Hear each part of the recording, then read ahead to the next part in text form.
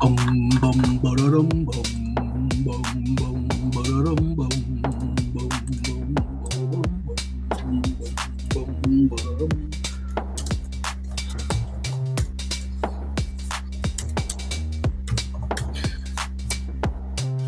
Let's do the damn thing. Sure, why not?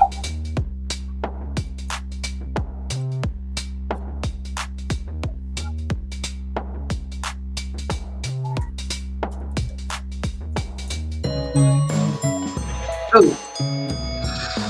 Alrighty. Shut this music up. It's been a minute. It's been a hot minute, as a matter of fact. But we are live Thursday night, and then it's spring ball. Believe it or not, it's spring ball, and I got to tell you, um, it's been a hard off season for me. I can't speak to anybody else, but for me, it's been a hard off season. I man, look, I'm not gonna lie to y'all. 2-10 pretty much broke you, boy. 2-10 pretty much drained my joy. um, Flat out broken. Thanks to 2-10. I haven't wanted to talk a lick about this football team all off season, but here we are, and it's spring. And spring is usually where we get into it, man. Spring is where we do some of our best numbers, and there won't be a spring game this year, but we usually are covering the team, and there's just been so much to talk. There's so much stuff really going on that it really deserves the coverage. It deserves the space. It deserves the platform that we have here, which, by the way, is the number one platform for the Florida State football fan, the most interactive one of them, by the way. And we deserve to be back on track, talking about what the hell's going on with the Florida State football Seminoles, right?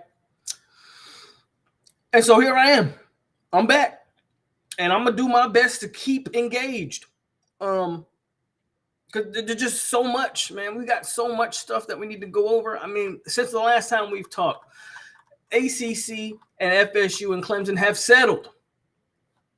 Settlement's been reached. Mike Norvell has told the media, get the hell out of practice. Thank God. Thank the heavens. Weight gains and losses have came out. Again, they've started practice. Just so much has happened and has been going on since that last live stream about it's like 3 weeks ago. It was like at the beginning of the month. Matter of fact, it was March 1st last time I talked to y'all.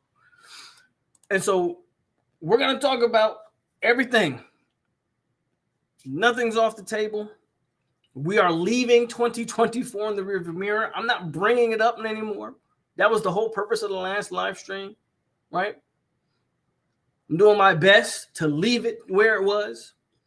And we're going to talk about 2025 and the Gus Malzahn offense and the Tony White defense and maybe a revamped recruiting style. Who knows? But we're going to do our best, man, over here on 863 Seminole TV. This is your boy Polk, a.k.a. ALO, a.k.a. the goddamn truth. Hit that like button, subscribe, share the video. Let everybody know we are live on a Thursday. And spring's the best time. You know, spring is where all the optimism. So you smell it? Because I smell it. That's optimism. It's being optimistic. And with no media at practice showing terrible clips or hyping up certain things, maybe this is one of the first off seasons we have in a long time where I don't know, man. We get some genuine, like, some genuine feelings about this football team. Now, granted, I don't think wins and losses aren't dictated by who has access to practice. So the media not being able to have their access is not gonna add wins or losses to the record. But I think this is a well overdue decision by Mike Norvell for a few reasons. But let's not waste too much time. Yeah, we got a new basketball coach, whatever that means. Yeah, let's get into it though. I mean, why waste any more time? Because here we are. I got Jeff with a $10 dono. By the way, get in that comment section. If you do a roll call, then we're just gonna get right into the topics. But Jeff with a $10. Appreciate you, Jeff, as always. Hope you're doing good. I had surgery on the 27th, and I'm still going through full recovery of a hernia. I'm glad you're feeling good. I'm glad you're feeling good. You said surgery. I got a little worried. Hernia, not the most complicated thing in the world. So good to hear that it's just a hernia, Jeff. And I'm glad you're doing good. I'm glad you're on live with your boy. And again, grab yourself an adult beverage if you got one. It is spring break for those of all that are taking the spring break. Me, as you can see, they still got a little scruff right here. I'm still on spring break for the foreseeable future. So I'm indulging on a Thursday night. We got Crown Peach on deck. And so that's what we're doing. Appreciate you. But yeah, thanks to Jeff for the $10 donation. It's always good to have my regulars in here. Love you guys and love you guys. You guys can always support me, even when I go ghost on y'all for a little bit, because again, 2 and 10 broke me, guys. I'm not gonna lie to you. 2 and 10 did it for me. I had no desire to, as you can tell by the lack of content, I just had no desire to talk about this. But the fact that I get on live and my regulars come and they support your boy, I really do appreciate it. And it's for you guys that we're going to get back on the content. I mean, it's a new season. Again, optimism. I smell it. It's in the air. Shout out to Jeff. My name is Jeff.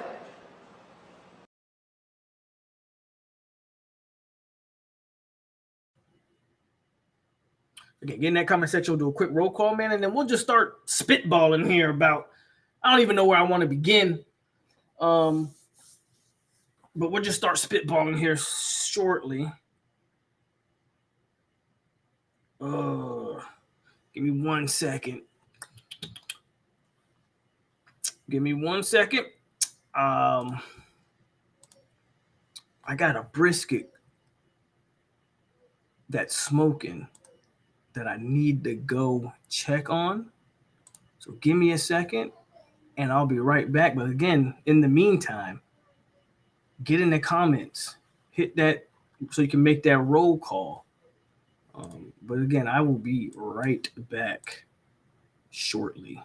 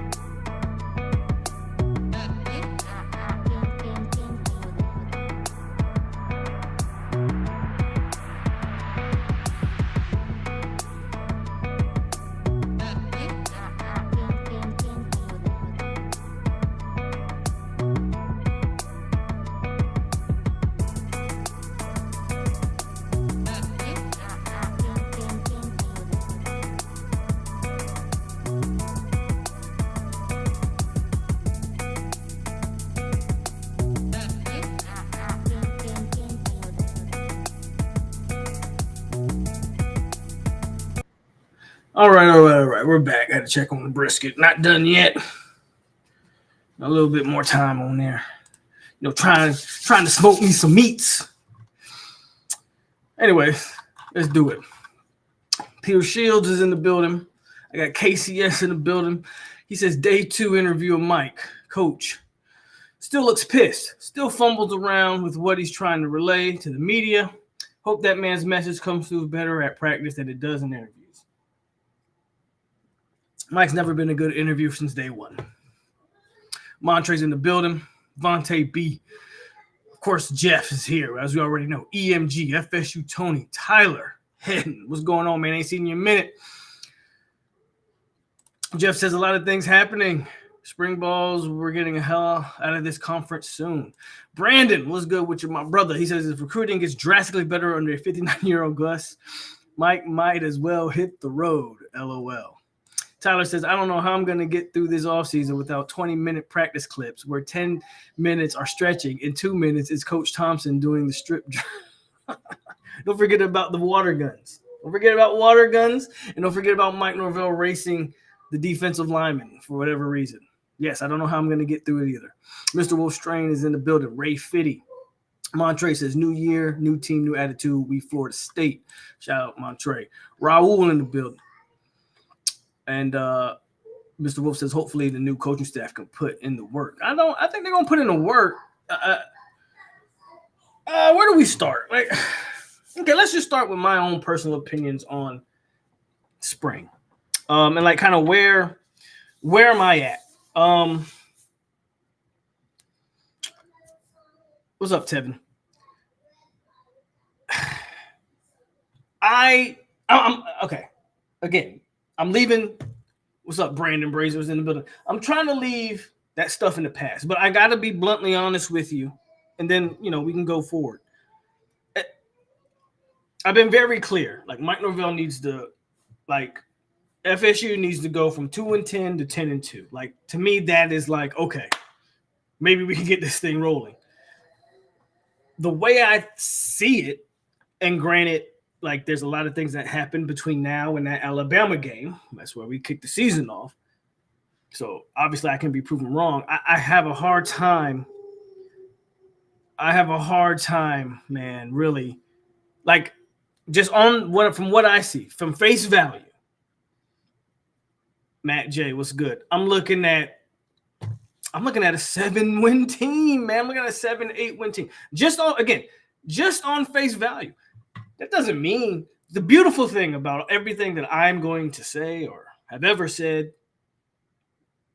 The beautiful thing is these people get to go on the field and prove me wrong and shut me up. We'll see what happens. But just on face value, it's hard for me. And a lot of this comes from the fact that I don't know what I'm getting with TC. I do, I get it. Stylistically, athletically, he fits the Gus Malzahn offense. Excuse me. We're going to have to – I do believe we're going to be able to run the ball, right? Are we going to be able to throw the ball? We're going to have to be – you're going to have to be able to throw the ball on obvious throwing plays. That is what kind of separates – you know what I'm saying? Teams, good teams, average teams, and all these things, right? When a defense, when it's 3rd and 8, and you can't just run the ball or read option it, is Thomas Castellanos going to be able to make the throw on a 3rd and 8, on a 3rd and 10, on a 3rd and 12? There will be times where you get behind the chains. And do we have that quarterback? I don't know. Defensively, our secondary, while I am super excited, if there's one position on this football team that I look at and I go, they've recruited it well, and it has the talent to be great. I don't want to use the word elite, but as of right now, it has the talent to be, great.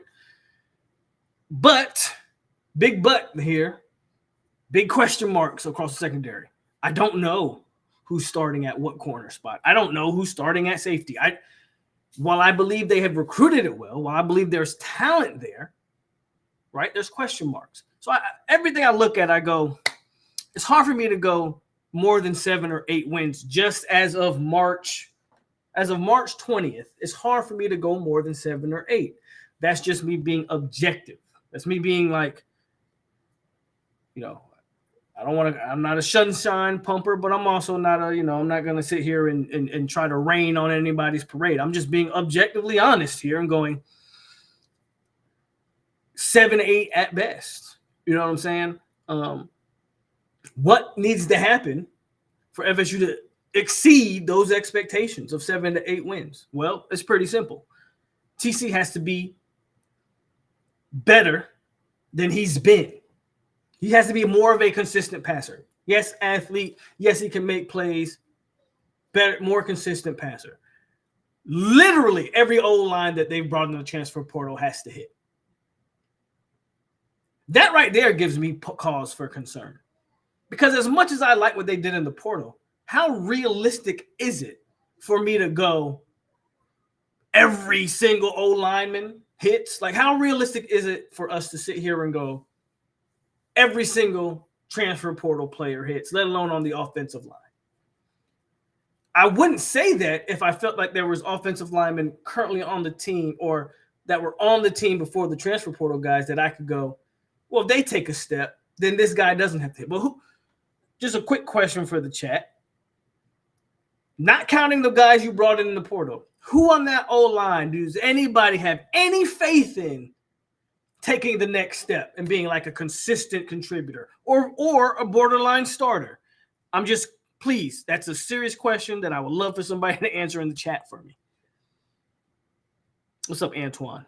He says the defense should be good. The offense can't be as bad as last year. I'm actually very bullish. I'm a little bit bullish on the defense myself, Antoine. I think the defense will be the strong suit of this football team.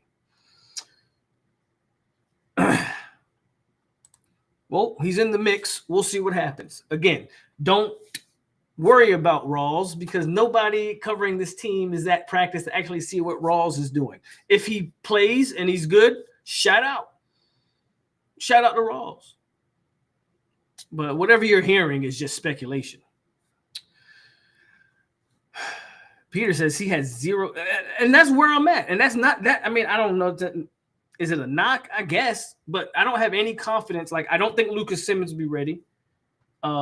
Richie Leonard probably does count, Grillmaster, but because he's already penciled into that like starting role, I was thinking more of a guy like Brandon Liss, like Lucas Simmons and Jonathan Daniels. I would love for like a guy like Andre Otto, Lucas Simmons or Jonathan Daniels, and for me to sit here and go, man, I think one of those guys can take that next step.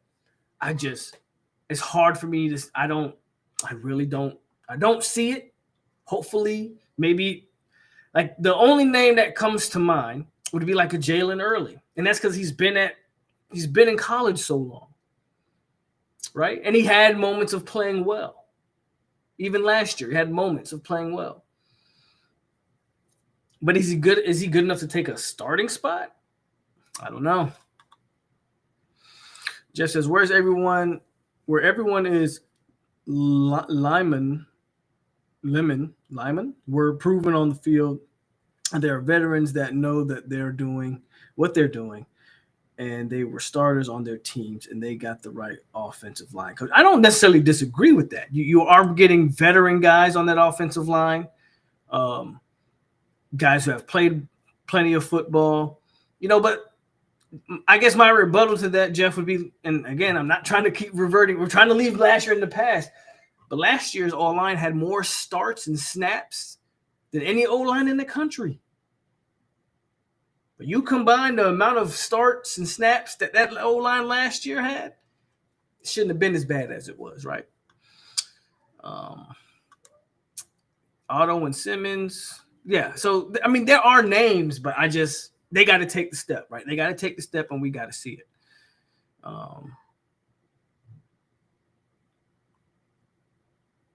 Herb Hand can work his magic. I mean, that's what we're going to have to see. We're going to have to see if Herb Hand can work that magic.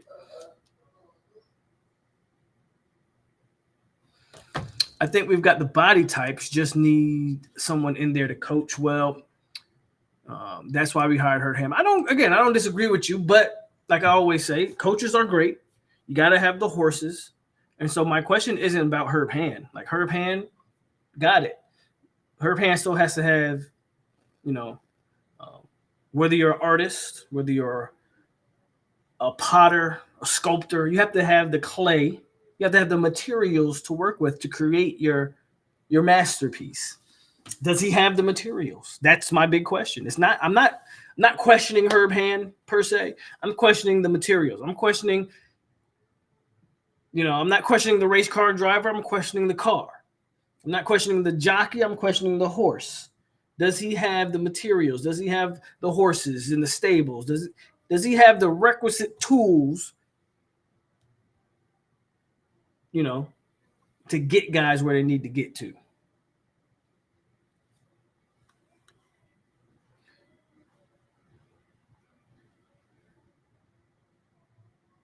Oh, 1 second.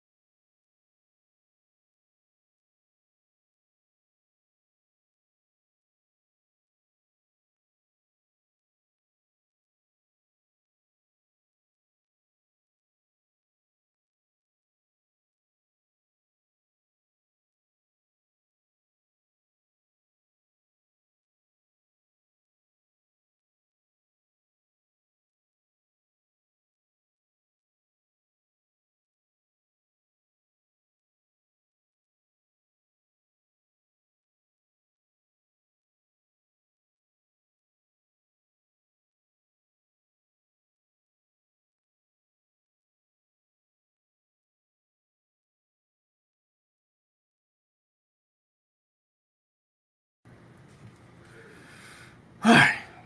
Again, I get on live and then everybody wants to bother me and call me. It's crazy. It always works out that way. If I was sitting here not doing nothing, nobody would bother me. This is the way it works. KCS says, oh, hold on. Click the wrong button. I will say when Gus got hired, first thing he came in mind was there was improvement on the whole line. Exactly. Listen, I do like the guys that they brought in. But what I've always kind of said is, and I think if you're going to go to the last live stream, the way I see the team right now, 7-8 wins. For FSU to exceed that, then there's going to have to be guys that we're not expecting to, whether that's Andre Otto, and then now we're just strictly talking O-line right now. But there's going to be, obviously we're going to talk about every position on this football team. Like, whether it's Jalen Early, Andre Otto, Jonathan Daniels, Lucas Simmons. I mean, I'm probably missing some other names. I mean, I have no faith in Bryson Estes to contribute anything. But point is, there's going to have to be other guys that step up.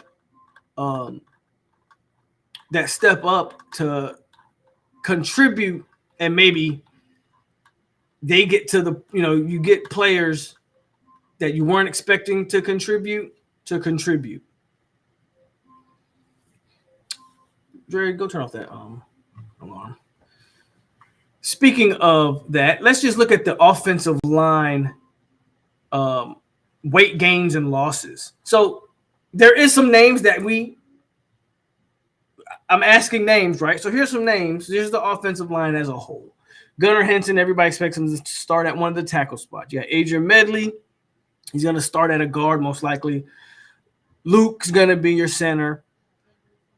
Pettis is going to be your other tackle. And then Richie Leonard is probably your other guard, right? So current weights on those players, 330, 305, 303, 355, and 327. It's a big offensive line. Like the way that starting five sounds. You do have Jacob Rizzi. Is Jacob Rizzi a guy who gives you some versatility? I hope so. Right? That is a name. Like, okay, can this guy be better than expected? Now you do have some guys here. Obviously, Bryson Estes, who's at 282. By the way, Jacob Rizzi's at 316. Okay. Bryson Estes has never cracked 300 pounds since he's been at Florida State. Richard Sr., shout out to him for being at Florida State for his entire 5 years. And wish him luck in selling insurance in the future or whatever he's going to be, because don't have any expectations there. Terrence Ferguson, He's down to 328 from 330. I don't know if that's a big difference. Did not play. Obviously, he did not play well last year. TJ Ferguson. I mean, I don't know why I said Terrence Ferguson, but TJ Ferguson. Any expectation of him doing much? I would argue most people would say no. Didn't you have Jalen Early? Only a redshirt junior, down from 297 to 292. I don't know. Again, he's a guy who at times played well. I would expect him to be one of the first guys off the bench, barring injuries or anything like that. Has he upped his game? Lucas Simmons is from 308 to 315. And Andre Otto is still at 325. He's 325 last year. Redshirts, and those two are sophomores.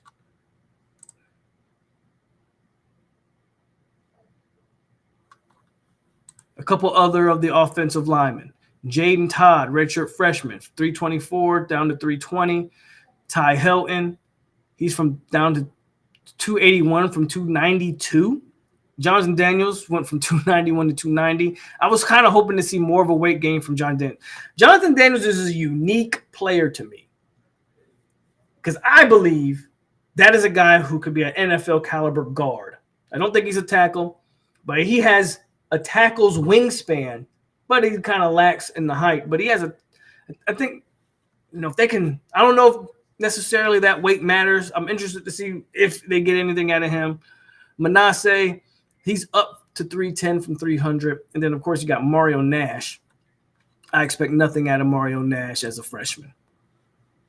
But those are some of the offensive linemen, right, that we're talking about. And we go, can any of these guys contribute? There's a couple names there, right? There is a couple names there. I just don't know if I have faith in any of them. You feel me? What's up, no sir, not me? Let's go back to the chat. We're whooping. By the way, we are whooping the Canes right now. We are whooping them in baseball. Got a solid baseball team this year. We'll see what happens. We were undefeated for a while. I think. What do we have? Like 2 losses. I know we lost to Mercer. I think we lost another game. I think FSU baseball has about 2 losses right now, but got a good baseball team. Jeff says, I'm sure this is the time you see on the screen. It's not the team you're going to see in the opener. I'm sure they're going to add more play. So that's a good point from Jeff, and I do. That is a good point. Post spring, as people lose position battles and things of that nature, I do expect FSU to add. Like, I don't know how they feel about I know they wanted the guy out of I think it was Utah State. At running back, they may try to add another running back. They may add another defensive lineman. I do expect them post spring to maybe add another few players. So that's a good point from Jeff. Tevin Strong says, I see them possibly using Brock for pass and Thomas for run. Oh, Tevin. Don't tell me that. Tevin, don't tell me that. If we're doing that, then I double down on 6 to 7. I go from 7 to 8 to 6 to 7. If we're doing the two quarterback system, bro, I'm sorry. I can't. I cannot. I'm sorry, Tevin. I just can't get with that. No. I don't care if it's Brock or TC. Pick one and let him be the damn quarterback. But none of that 2 quarterback stuff. Yeah, Antoine says that 2 QB system would be trash. That's a no-go. Yeah, Manasseh. That is very interesting to see in year 2 what you can get out of him, if anything. I feel like they're most definitely take a step up from last year. I mean, they have no choice, Jakeem. They have no choice because they were that bad. But I don't disagree. I do think they'll be better. My question just is all the portal guys going to necessarily hit? And if 1 or 2 doesn't hit, do we have the pieces behind them to fill the void? Right? That's kind of the question I'm posing here. I think there's talent there, but honestly, Atkins didn't coach up good enough. The schedule is weak. It's only 8 wins. These losses better be by Listen, bro. Here's my problem with what you're saying, KC. And we can talk about the schedule being weak all we want. Here's the problem. Last year's schedule. Every time I hear the excuse, it's the ACC schedule. We went 2-10 with the ACC schedule. I can't even use that as a guide no more. Like, bro, I can't use that. I understand what you're trying to say. I just can't use it. Jeff with another $10. Shout out to Jeff with another $10 dono. He says, I don't think the team we see right now is complete. I'm pretty sure they're going to add some more pieces after the spring. Yes, I agree. I think with good coaching, the right pieces, we win 9 games. Listen, I think they need to win 9 to 10 to salvage whatever it is we're trying to salvage here as far as the Mike Norvell era goes. 9 and 10 wins makes me go, okay, last year was a fluke. Like, I will, like, if we can get back to that 9 to 10, then I'll like, okay, last year was an anomaly. We're back on schedule. So I hope so, Jeff. I hope so. My name is Jeff.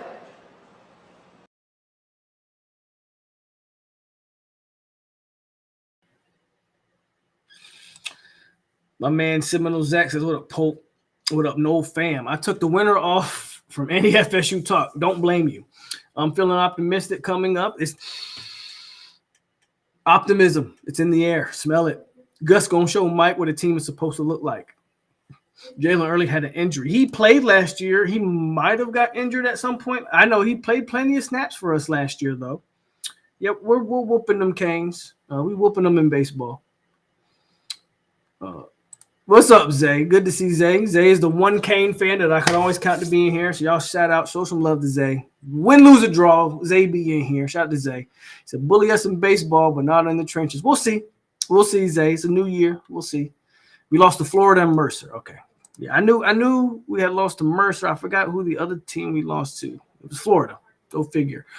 Jabril Ross projected to be a star in the secondary. Upside down face. We'll see. Again, we'll see. We will see.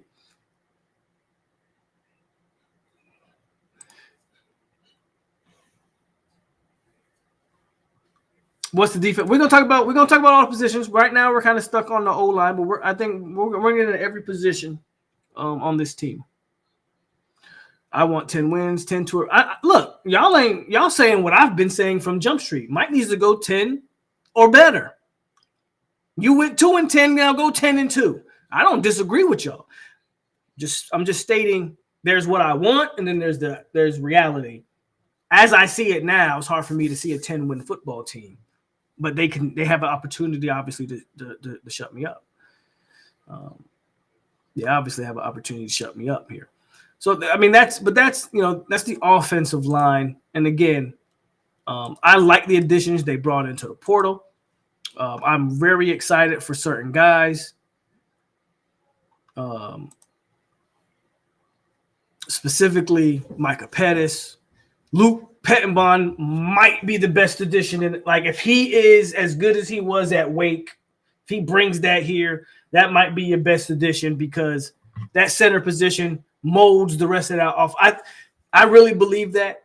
I think there's been plenty of examples over the years. Even if you look at championship Florida State team, you look at the next year, that entire O-line essentially comes back 100% intact, with the exception of Brian Stork, right? And what happened? That center, the lack of that center, that O-line did not look anything like it had previously looked until they moved. I'm forgetting his name. Irvin. They moved Cam Irvin to center, put Big Rod at tackle, and then the O-line actually started clicking again. I think the center position is more important of a position than we give it credit for, because the tackle positions are the glory positions on the offensive line. That center position is important. Luke Pettenbaum might be your best addition if he plays up to par. And obviously, Micah Pettis has NFL caliber traits, meaning size, length. Like, he has that. If Pettis puts it together, that's an NFL caliber tackle. So you got pieces there for sure. You just got to put it together, man. You just got to put it together. Just got to put it together. 850. I'm glad to be back. Center is what holds the entire O-line together. Agreed. Did we get that one high school offensive tackle that was supposed to sign in February? Which one? We got the one that was committed to UCF. We got him to commit. If you're talking about who I think you're talking about, I think he went to Michigan. The 5-star? No, we didn't get him. But we got the 4-star that was committed to UCF. We got him to come to Florida State. But that guy weighs like 250 pounds. So you won't see him this year. You might not see him next year. Oh, yeah, they whooping Miami in the baseball game right now. We got 10 wins next year. Thomas has a relationship with the OC. I mean, yeah, Thomas has a relationship with the OC. I don't know if that gives us 10 wins, but yes, Max. He does have a relationship. Let's move on to the next position. I'll let you guys choose because normally, we don't start off with offensive line. What position group would y'all like to cover next as we continue to talk about spring? What position group do y'all feel like we could talk about? I want to cover all of them. Some are more important than others. I think we kind of knocked out the first, No, he's not back at center. So that's a blessing in disguise, right? I think the UCF kid is who I was wondering. Yeah, we got him. If you're talking about him, Grill Master, we did get him. I forget his name, but we got him. We're definitely not talking about kicker, Tevin. You can get out of here with that. I see 2 D-lines, so let's talk D-line. I see 3 D-lines. I don't know what Tevin's on. I don't know why he wants to talk kicker, but shout out to Tevin. All right, then. Let's do D-line. We'll do wide receiver after D-line, but I'm cool with that. I am more bullish on the D-line than probably I am on the offensive line. And again, let me be clear. I like what they did on the offensive line. I just have a lot of reservations about what's behind the guys that they brought in on the O-line and via the portal. Because we've watched those guys and none of those guys. I don't want to rehash the O-line again, right? But none of those guys, other than maybe Jalen Early, have ever really played well for you. So all of a sudden to expect one of them to play well is kind of like, no. And I'm not counting Richie Leonard in that because we expect him to be a starter. But with that D-line, now you can kind of make the same argument, but I'm a little bit more bullish there on the D-line because you're going to that 3-man front. So less bodies, more rotation.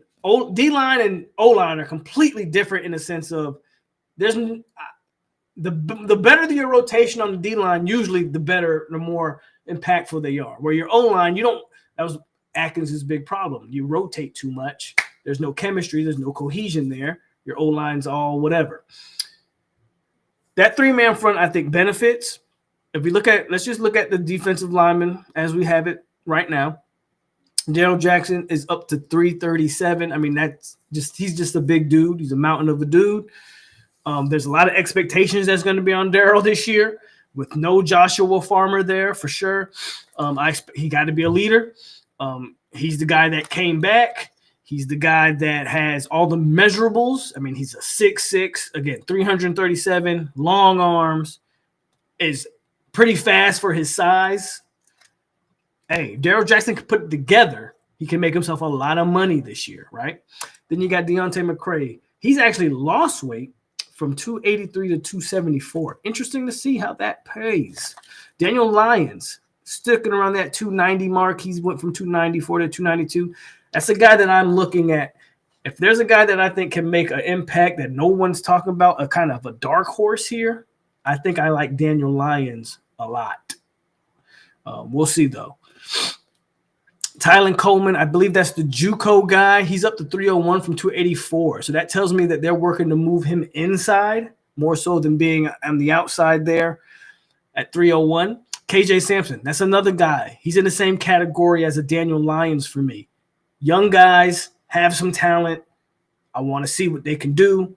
Don't be surprised if KJ Sampson can be a force. He's up from 309 to 306. Jamori Flagg, 316. He's down from 316 to 314, so not a big weight gain or whatever there. I'm interested to see. I don't have above expectations, right, for Jamori Flagg personally. That doesn't mean he can't get in the mix here. That doesn't mean he can't be a contributor. Again, that's why I'm more bullish on the D-line, because there's so many more bodies here. You feel like someone eventually is going to hit, right, on that defensive line, just because of the amount of bodies that they have. The biggest mover might be Denas White. This might be the guy that shocks. You talk about dark horse. 336. He's down to 315.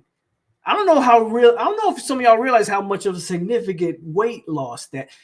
If this guy is able to move a certain way at 336 and he gets down to 315 and his athleticism and all these things improve and his movement, I mean, that's huge.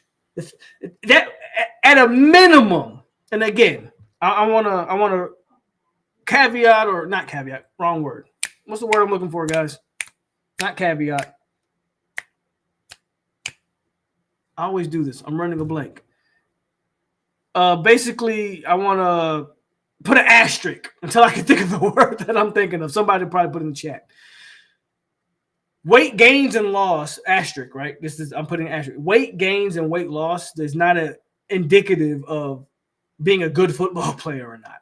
But what it does show me is that the man put in some work this offseason. It may not, whether or not he turns out to be a good football player, man, that remains to be seen. What it shows me is that Denas White was working this offseason to go from 336 to 315. That's a guy that you might want to pay attention to. It's a guy that you might want to pay attention to in Denas White. Kevin Wynn, interesting here. 320. He's at 343. So he added 23 pounds. I got to be honest with you here when it comes to Kevin Wynn. Now, I'm just light-skinned dude on YouTube, so I don't know if I like the weight gain unless he's putting it on correctly. Now, somebody sent me a picture of him. The weight doesn't look bad. Matter of fact, let me see. Can I share this picture with y'all that I was sent? I was sent a picture here. Here it is. Let me try to share this with y'all. I just want y'all to see what I'm talking about, because I don't think the weight looks bad. So I'm not saying that. Yeah. But it still is a little bit concerning, I think. Personally. Again, I don't like to see guys gain 20 pounds in such a short period of time. But he looks put together. I mean, again, y'all looking at the same picture I'm looking at. He looks put together for the most part. Big thighs, no, pause. I don't see like a belly. I don't see a belly. That gives me a plus. Like I don't see like his stomach isn't hanging over like under his shirt, right? So if the intention was for him to gain 20 pounds, 340 is very big though. One thing I loved about Kevin Wynn coming out of high school was just his athleticism at his side. He was already 330 or 320 in high school, and he just moved explosively. I don't want him to lose that. And this is a guy that I think can have a lot of experience, a lot of impact as a freshman. So I don't want him to lose that. So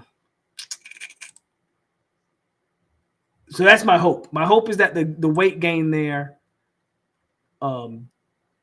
doesn't impede Kevin Wynn. That's my hope there. And then who else? My bad. And then Mandrill Desir. From 240, he's up to 265. That's not a guy that I expect contribution year one, so the weight gain there doesn't bother me as much. There's probably still sculpting that out. That's one of the twins. It's one of the twins. Some other defensive linemen. Demonte Diggs, he's at 258. He was at 260, so that's nothing. Jaden Jones, I don't even know how Jaden Jones is still on this football team, but he's at 253 from 240.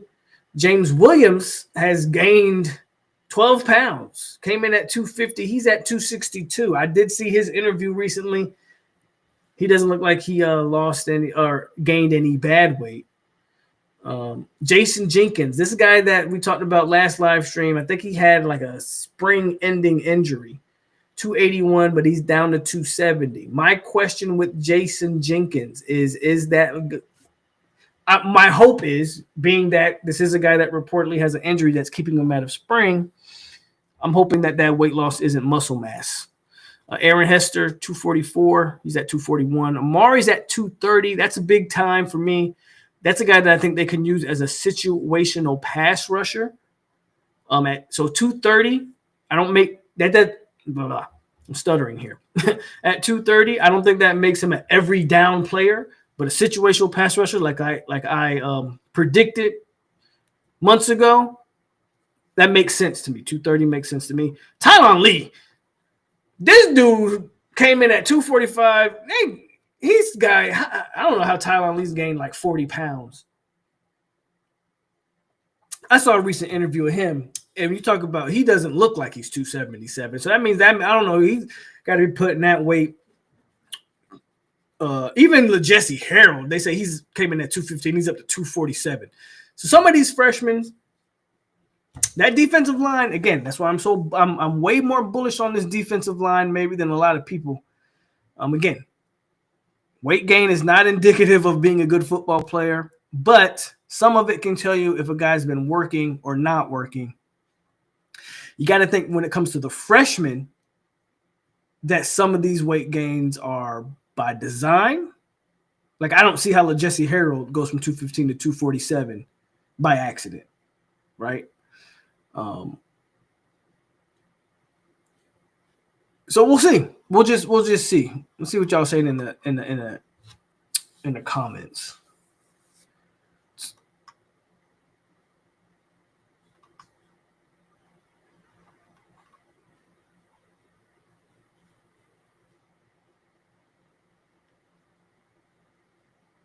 How about KCS? We'll talk about quarterbacks later. Tevin on Henny. Oh, we're talking about that dual quarterback situation. Yeah. We'll talk, but we'll get the QBs later. Brandon says bullets on that D line. The edge we signed late that ended up being a 5-star. Do you think he can play this year? That's Tylen Lee. Hey, if he's a legit 5-star, now he was a 5-star on 3. He wasn't a 5-star on 247. So you take that from what it's worth. The fact that he's putting up weight at 277, my guess is they're anticipating him to play. I think you should anticipate that young man to play this year. I think he plays this year. I stream on time all the time. Don't do me like that, Max. I thought some of y'all cared about me. Apparently not. The Daily Chop says 3 Tech, Lions, and Samson. Samson for sure. Lions is a little bit different for me. Daily Chop. It's not that I don't think he can't play the 3. I think he can be moved around though. Because Lions is, if I'm not mistaken, is listed at 6'4". I think he could play some 5 Tech too.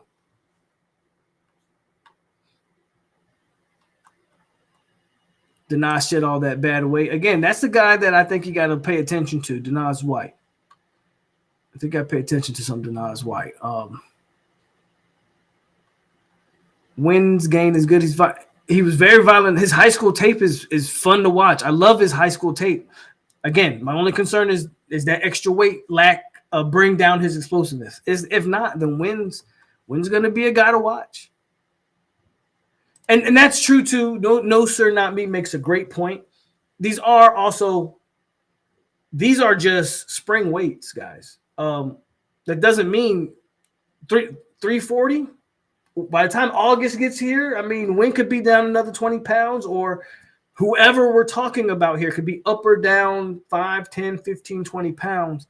These won't necessarily be their game weights as you sculpt their bodies through the spring and summer. Don't take too much into consideration in some of these weight gains and losses. That's a good point from No Sir Not Me. I think Wynn will be on the field as well. There you go. You guys, yep, you guys are right. You guys are right about that. Dennis, one of the Miami guys. FSU still has a football program? Man, Dennis, stop. Stop it. Yeah, like the prior 3 years, y'all wasn't getting whooped on. Who do you think will end up being the starting running back? We'll talk about running backs here in a minute. But that's that running back room's an interesting room as well. We've talked about that before. But I want to stick on the D line here just for a second because we spent so much time on that offensive line. I want to give more again because I'm so bullish on the D line. But I think one of the things that is going to be very interesting when it comes to the D line is just the way it's. And this is coming from a person that didn't watch a lot of Nebraska, other than kind of the bigger games Nebraska had. But I didn't pay attention to like Nebraska's defensive personnel and how they kind of utilize different guys. But I look at it like Daryl Jackson. Obviously, he's a guy he could play. When they say he's versatile and can play in the middle or whatever, I think that's legit. I think Daryl Jackson can play multiple spots on a 3-man front. Just because of the way the 3-man front is configured. Same thing with Daniel Lyons. Like, to me, he can play multiple positions on a 3-man front. Like,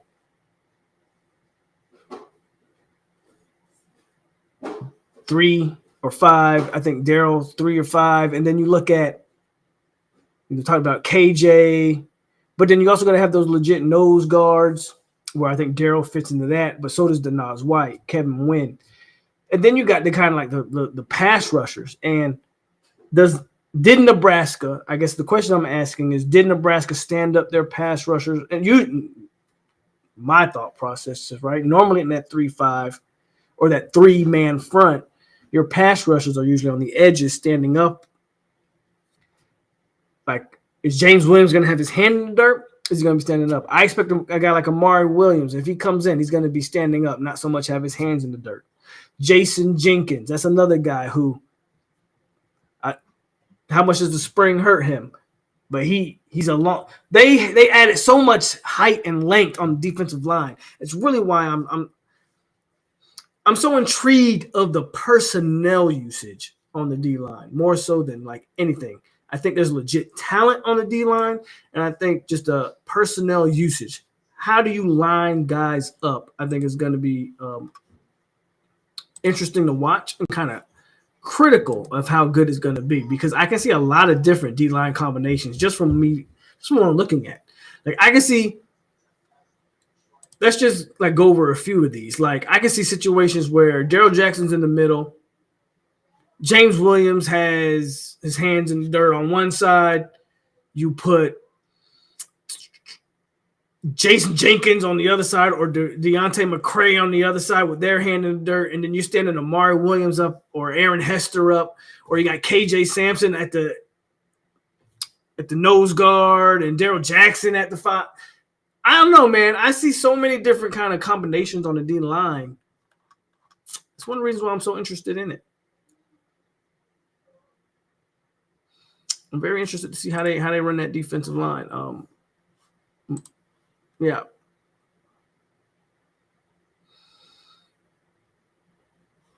And I could see that too. We know the base defense, but it doesn't mean that they won't have 4-man fronts and other things like that. So then, yeah, you do got Diggs. We'll see what you expect out of Diggs. Again, this kind of comes back to what I was saying on the offensive line. Like, everybody's not going to hit. One of the reasons, again, while I'm more bullish on the D-line than I am the O-line, remember, I said on the O-line, I like what they brought in the portal. I don't have too much faith in anything that was already on the team. That's kind of the opposite here. Not completely the opposite, because I do like what they brought in the portal. Like, I like McCray. I like obviously James. I actually like Jason Jenkins. It's unfortunate that he got hurt. Diggs is kind of like whatever to me. I don't have any expectations there. If he contributes, awesome. If he doesn't, awesome. Like it doesn't make me none. But I really think they got some freshmen, but they got some guys like Daniel Lyons is a guy that I'm paying attention to. KJ is the guy that I'm paying attention to, right? Not so much paying attention to Jaden Jones, but Aaron Hester is so interesting to me. As a guy who I think in the previous scheme didn't have a fit. Now when I look at this scheme, I go, I could see Aaron Hester having a spot, a niche in this defense, right? So, yeah, Jenkins is a player from Tennessee, yes. So I guess just what has me so much more excited defensively is just that the combination of players that I think can be utilized. I truly have no idea what to expect out of any of these position groups. First time in 15 years. Hey, I can't blame you for that either. Like I said, we was smacking Miami around in some baseball. All right. So there's D-line. Anything we want to touch on more for the D-line before we move on? We can stay some more on the defensive line if y'all want to, or we can move on to another position group. Again, I'm letting y'all choose. So D-line, that's how that. We talked about O-line. So we got the trenches out of the way. So we got the two most important kind of position groups. We got them out of the way. O-line, D-line, kind of previewed them, looked at them. Some good expectations there, some question marks. Where do we go? Where do y'all want to go after O-line and D-line? Y'all let me know. It sounds like this defense is going to be more aggressive. It'll be attacking defense going after the ball. We'll see. We'll see, Jeff.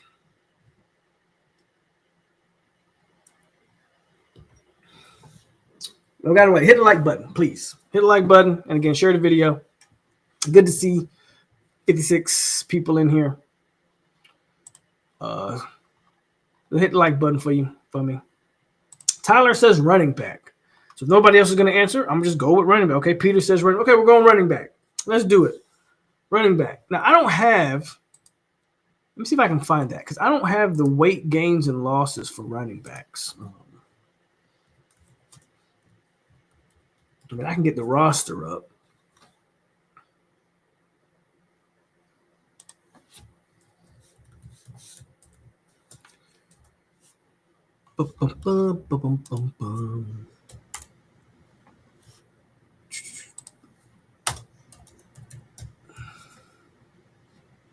Okay, what is going on here? Let's go with that.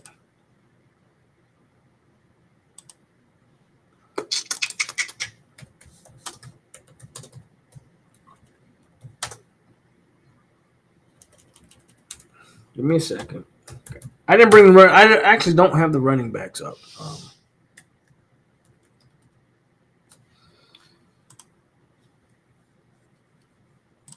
Here we go.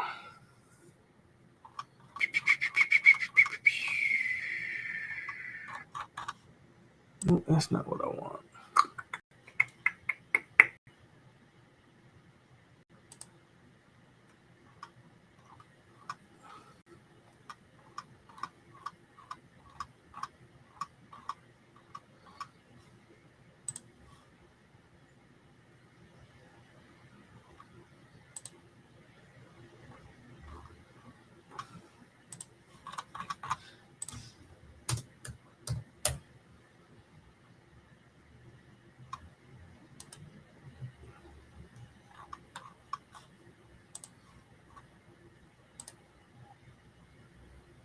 All right.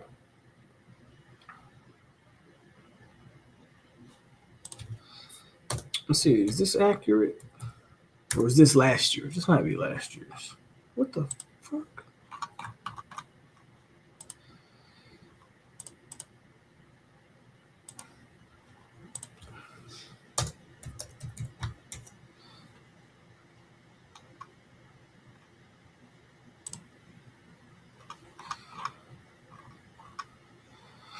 Running backs. Roy Dell, he's up 7 pounds. Keziah is up 4 pounds. So Rodell went from 214 to 221. We got Keziah from 215 to 219. Jalen Lucas, he lost 2 pounds from 175 to 173. Sam Singleton's up from 195 to 201. Cam Davis lost some much needed weight, in my opinion, down from 224 to 217. Zay Parks, don't know who that is. 192 to 196, and Jeremiah Johnson. I think that's Jermaine's brother. Plays running back. Obviously, the notable name here that's missing is Chroma. I'm guessing he doesn't get here till after the spring. I won't pay attention to Zay Parks. I won't pay attention to Jeremiah Johnson. Cam Davis, Sam Singleton, Jalen Lucas, Keziah Holmes, Roy Dell. I have a feeling they will address another running back after the spring. It kind of makes sense because they moved Mekhi Danzy. If you remember, they moved Danzy to receiver. So when you're talking running backs, the way it currently is, we're not going to consider Chroma because he's not currently listed because he's not currently there. He will be after the spring, obviously. But he didn't early enroll, so he's not participating in spring ball. Who are you most excited for here? I think most FSU fans have kind of soured on Roy Dell. Like, I don't think a lot of people have any faith that Roy Dell does much for you. ML says, if we landed the phase on dude, I would be ecstatic by the recruitment. Roy is just okay. I think I agree. They bring in another back in the spring. Rodinez lose some weight. Couldn't break tackles last year. Chroma's definitely going to get snaps. I don't see how he doesn't get any snaps. I agree with you there. The way I look at it now is there's 2 names. Well, there's 3 names. And there's 2 names that I'm kind of like, I don't have much expectations for. That's Roy Dell Williams and that's Keziah Holmes. And it's just hard for me, Roy Dell didn't look well. Now, he got hurt, but Roy Dell didn't look well in his time at Florida State last year. I think a lot of people were kind of surprised that he decided to come back, but he did. And we'll see. I mean, he's gaining weight to 221, where he didn't look explosive, didn't look particularly nimble at 214. I don't know if gaining that weight is a plus. It's a plus, but I don't know if gaining it helps his cause. Again, these are just spring weights. It doesn't mean that will be his playing weight, but we'll see. Keziah is one of those guys where you're kind of just waiting for him to put it together, never seems to put it together, or maybe doesn't get the opportunities, whatever the case is, when it comes to Keziah. And then those are the 2 names that I'm not having a lot of expectations for, right? Jalen Lucas is a guy who he's going to affect the game in a lot of different ways, in my opinion. So I think that's a guy that you can kind of pencil in, right? As whether that's receiving out of the backfield. Hell, maybe they'll give him some carries between the tackles. I mean, Gus is gonna run the ball. He's gonna run the ball with the guy that he feels like is the most effective guy. Jalen Lucas has acceleration, all those things, and he's only a redshirt junior, which is actually kind of crazy when you think about it. That's a guy that I think will be utilized. Sam Singleton is interesting to me because he's up over 200 pounds right now, from 195 to 201. We've seen glimpses of Sam, especially on kickoff return. We know he's got that speed. We know he can, if he gets in open field, he can do some things. I'm looking at redshirt sophomore Sam Singleton. That would be a guy that I pay attention to. And then Cam Davis losing about 7 pounds. He could probably, in my opinion, if he can get down to 210, lose another 7 pounds for me, maybe I'm more excited about Cam Davis, a guy that did not wow me last year. We talk about how Roydell didn't look. Cam Davis didn't look any more explosive or anything than Roydell did. The only thing I will give Cam Davis the benefit of the doubt is that's a freshman. That's an 18-year-old. Roydell was a whatever 20, 21-year-old, whatever he was. Cam Davis still has room to grow, I think, whereas Roydell kind of is what he is probably. I like seeing that Cam lost weight because that was one of my criticisms. Cam Davis just doesn't look very explosive. Can't make guys miss, and for a guy that at that size, Cam Davis was going down on first contact. But again, that's a freshman. Let's see how he looks as a sophomore, maybe losing some weight, getting in the weight room, all those good things. I'm interested to see how Cam Davis takes that next step as a sophomore, personally. We're screwed if Roydell is the starting running back. Dude, so slow. I think he'll be better this year if our run scheme is different. Excited about Cam, Sam, and Jalen. What would be fair? The offensive line was terrible. That hinders any running back. I'm not going to disagree with you, Jeff. But you got to make it shape. There were offensive line wasn't great, but there's also plays to be made that running backs didn't make. Right? Guys traditionally, Gus Malzahn offense has one bell cow back, and a backup gets decent reps. All these backs not going to play. In my opinion, our number one back isn't on campus yet. So Smart Mark is basically saying that he thinks true freshman Usman Chroma will be the guy. And that may very well be the case, Sports Mark. I can't sit here and necessarily disagree with that. But I think they're going to add a guy in the portal. I think they'll add a guy this spring. That spring transfer portal window opens up. So I think they'll add a guy there, and they'll just get more guys to compete. I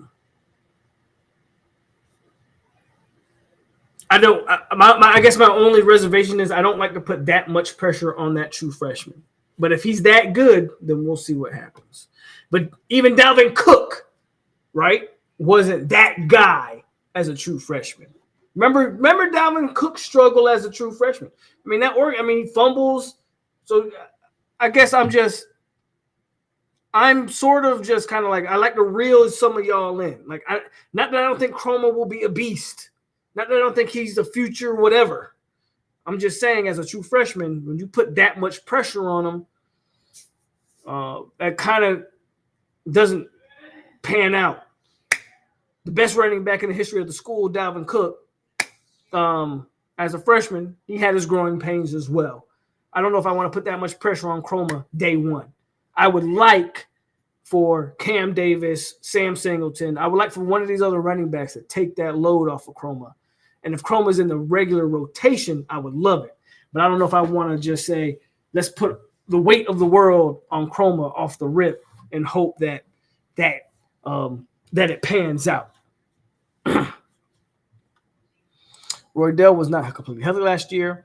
You got to add that plus a bad offensive line. A lot of those running backs were helping themselves. They were fumbling like a lot of those running backs weren't helping themselves. They were fumbling like crazy. And somebody says Chroma or a transfer. If they get another transfer, I think that bodes well too, depending on who they could possibly get in the portal. We got to see how that plays out.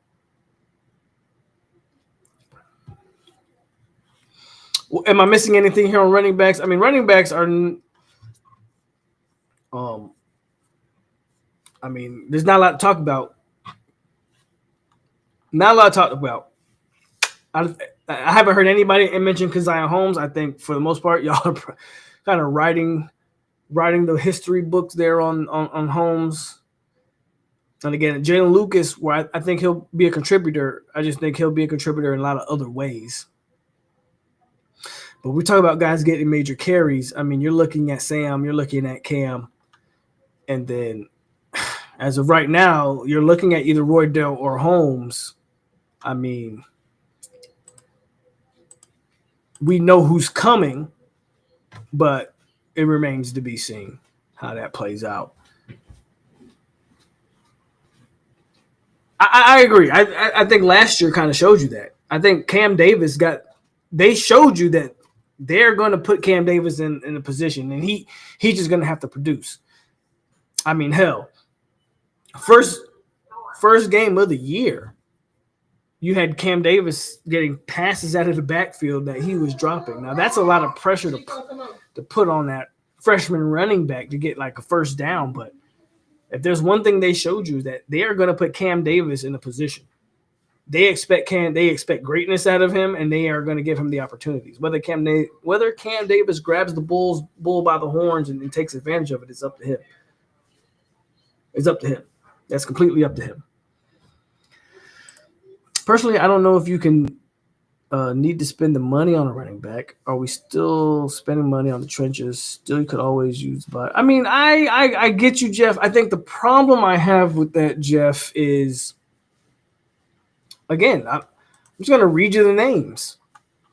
We'll talk about running back. Roydell. Well, you can, if you have faith that Roydell bounces back, okay, then that eases what you're saying. But for most, I would not speaking for Jeff right now. For most FSU fans, Roydell, Keziah Holmes, Jalen Lucas, Sam Singleton, Cam Davis.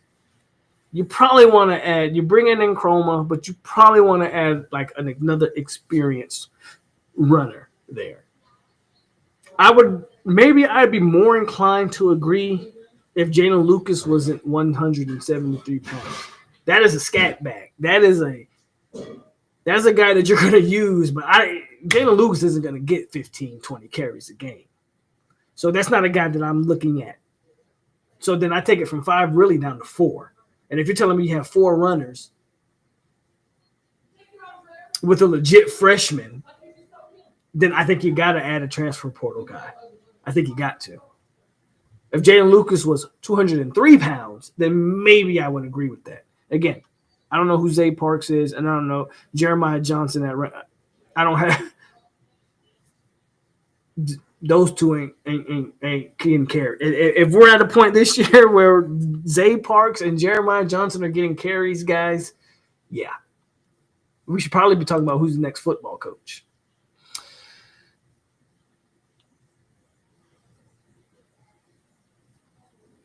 I think that's where Jalen Lucas comes in, grill master. I think that's where he comes in at. I think that's the guy that you're going to use out of the backfield. I think, right? I think. But I agree with you. If Jalen Lucas can't fill that void, then I don't know if you have a receiver out of the backfield. But I think that's how you use him. That's a mismatch, right? You get a guy like Jalen Lucas on any linebacker in the country, that's a mismatch.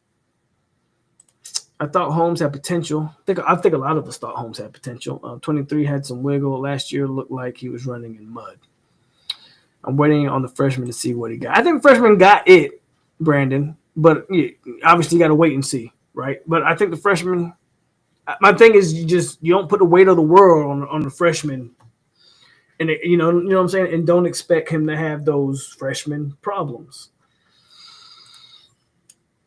Us fans put too much faith in these guys. Neither Holmes or Riddell are just guys. I like Singleton, but do they give him a chance? That's a good point. Do they give Singleton a chance? Great question. And I don't disagree with you.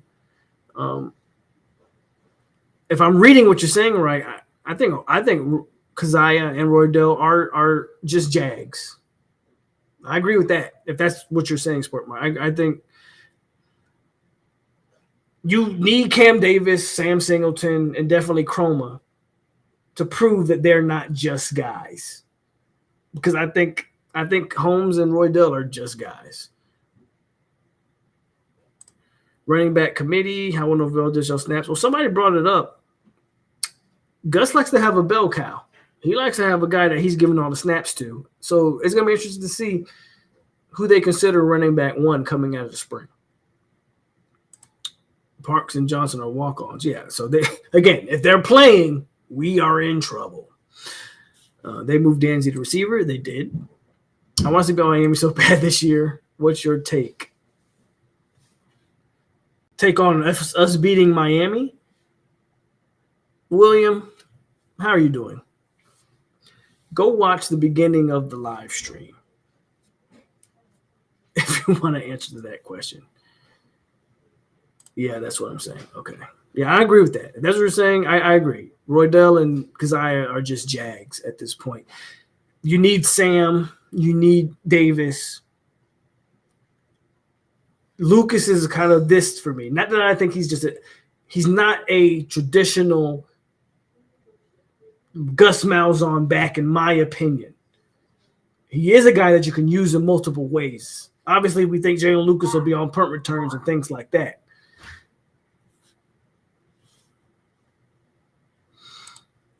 I think Sam, I was like, he's got great speed.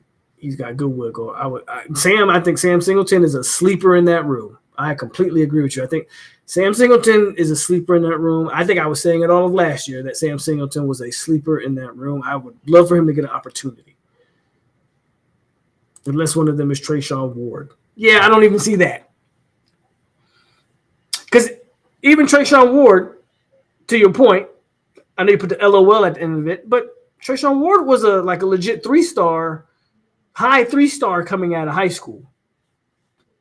None of those guys are that,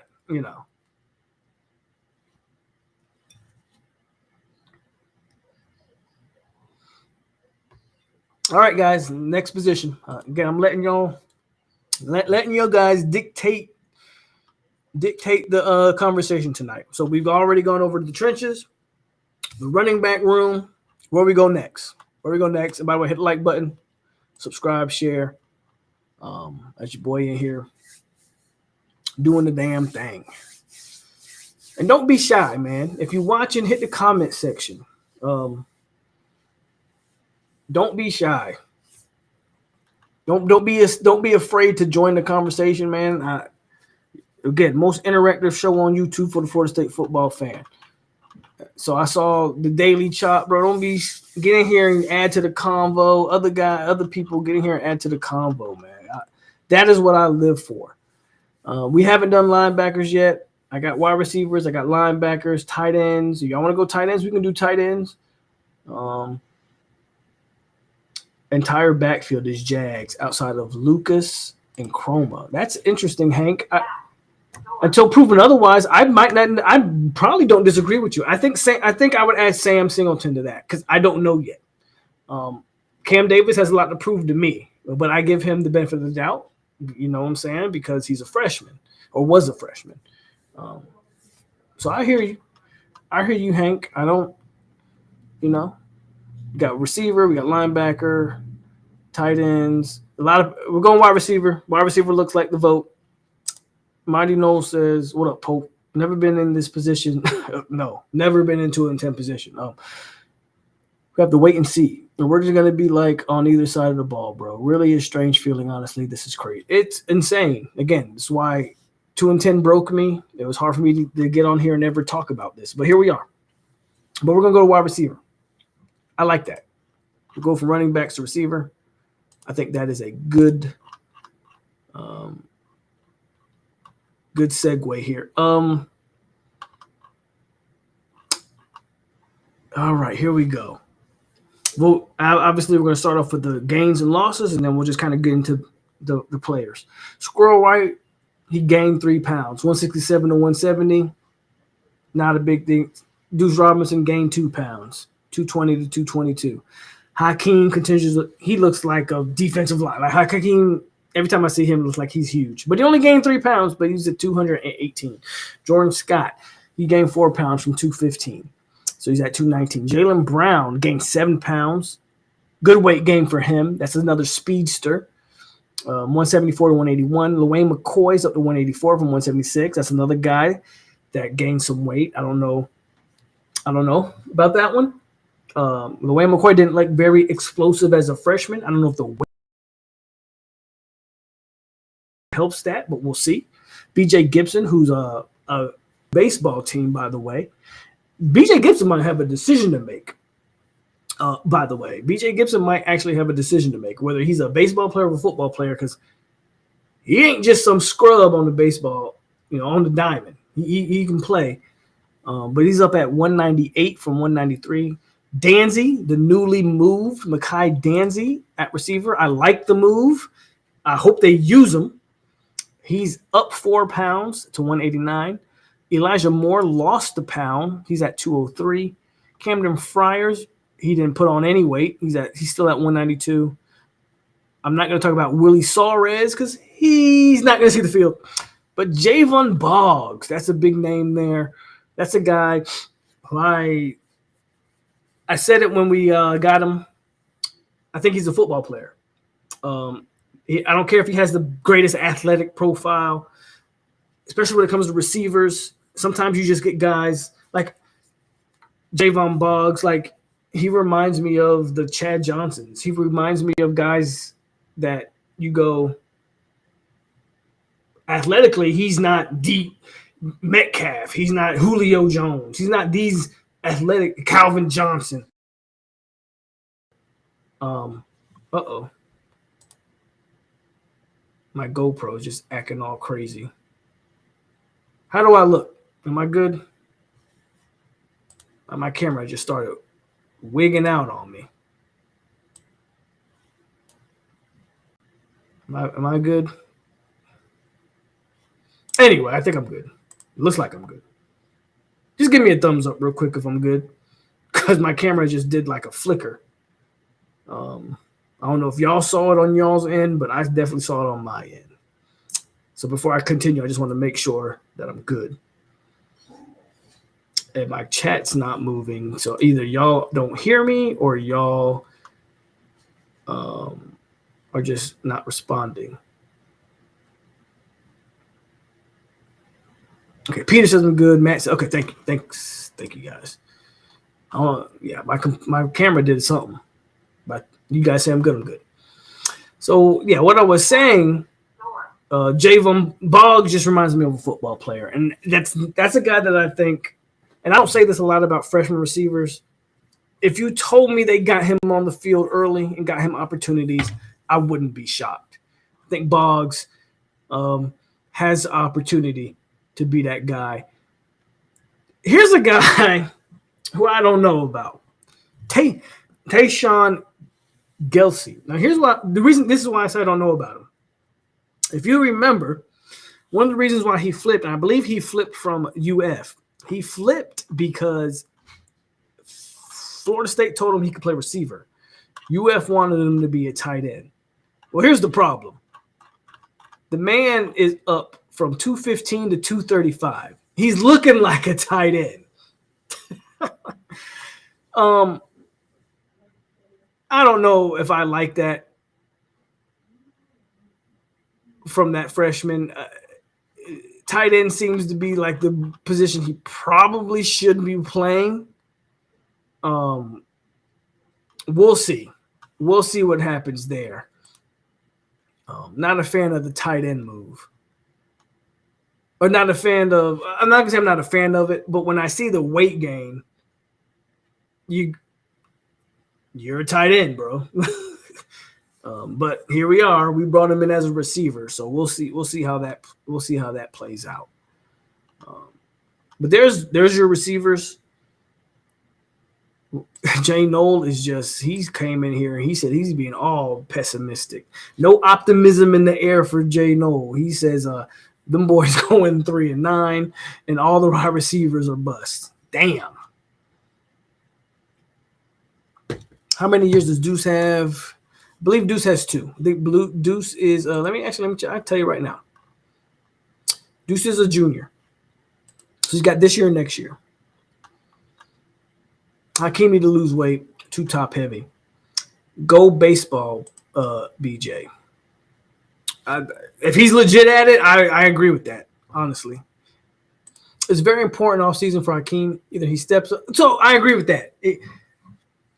Hakeem is at that point in his career right now where he's either going to get I mean, the phrase is either gonna shit or get off the pot. Hakeem need to take a shit right now, or he need to get off the pot and go somewhere else and get another opportunity to maybe be good over somewhere else, because that was a 5-star, legit 5-star. He's a third-year football player. If you get a pass year one, you kind of get a pass as a sophomore. If you're not contributing as a junior, then you probably ain't got it. Hakeem this year is critical for him. It's critical for him. Figure it out. I agree with sport. I agree with everything you say here. He's either going to get a shit or get off the pot. Or he's the bus. Where's the bus? I believe Bob's playing action on the field. I agree with you, Brandon. That's the guy that I think he's a football player. I don't care about what his 40 time is. I don't care about any of that. I agree with you, Brandon, 100%. I think Boggs can play. That doesn't mean he'll necessarily play year one, but I think Boggs, when it's all said and done, you're going to say, damn, that boy's a football player. I think Moody says Hakeem is hard. Again, this is the year for Hakeem Williams. I don't disagree with Hank.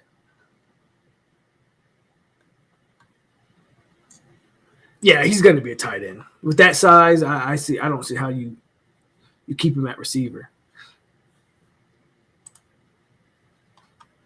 And so let's get into the conversation of wide receiver, because we went over all the weight gain. Let me go back to the list because I want to talk about it. Squirrel White, Deuce Robinson. Those are the two transfer portal guys you brought in. How good? So we talked about kind of with the other position groups. How do you feel with the guys that you already have versus the guys that you brought in? It's hard. When I look at the names, man, I should be more excited about receiver than I am. When I look at Elijah Moore, I look at LaWayne McCoy, I look at Jaylen Brown, I want you to go look at all of those guys ranked coming out of high school. Mekhi Danzy, Camden Fryer. I want you to go look at all of those guys coming out of high school. I should be a lot more excited about receiver room than I am. This might be controversial. I don't care what Squirrel White does. I don't care what Deuce Robinson does.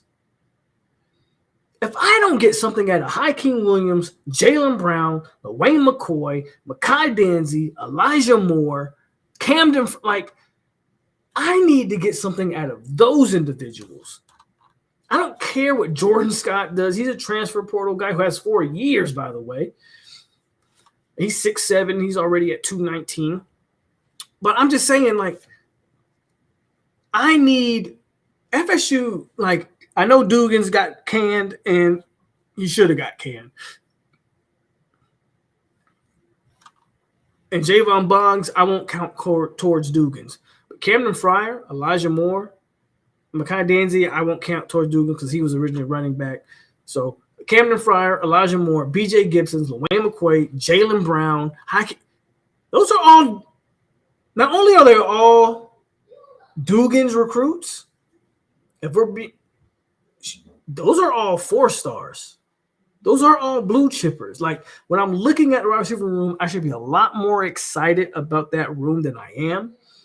I need to see, and that's because of how poor they played last year. I need to see not only catching the ball, first and foremost as a receiver, catch the football, but then I need to see, can you make plays with the ball in your hand? That guy on my wall,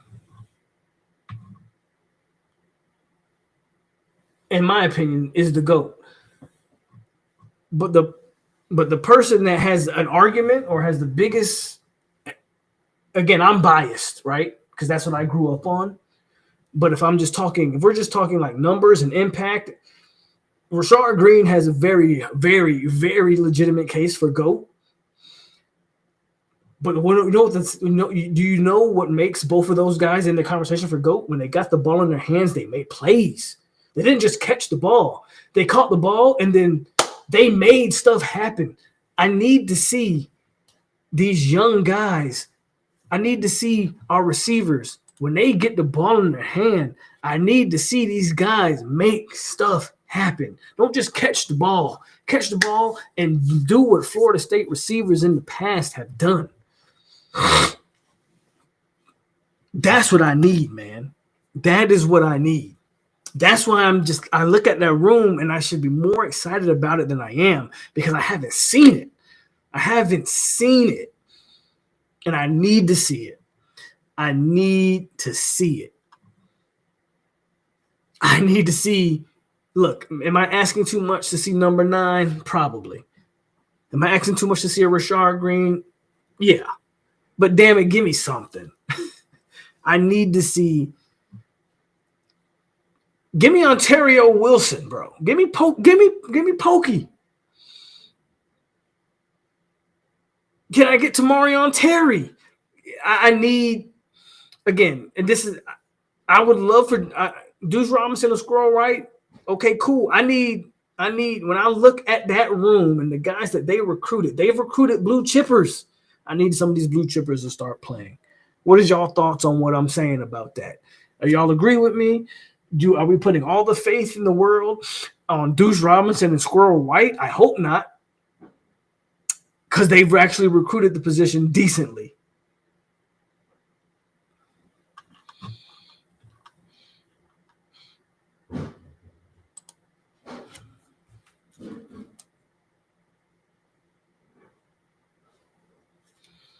Going to be hard to keep Dancy's track speed off the field. That type of speed you find. I agree, but Dancy's got to prove that he can catch the ball. But I agree, you got to put him on the field. If nothing more, you put him on the field for the threat.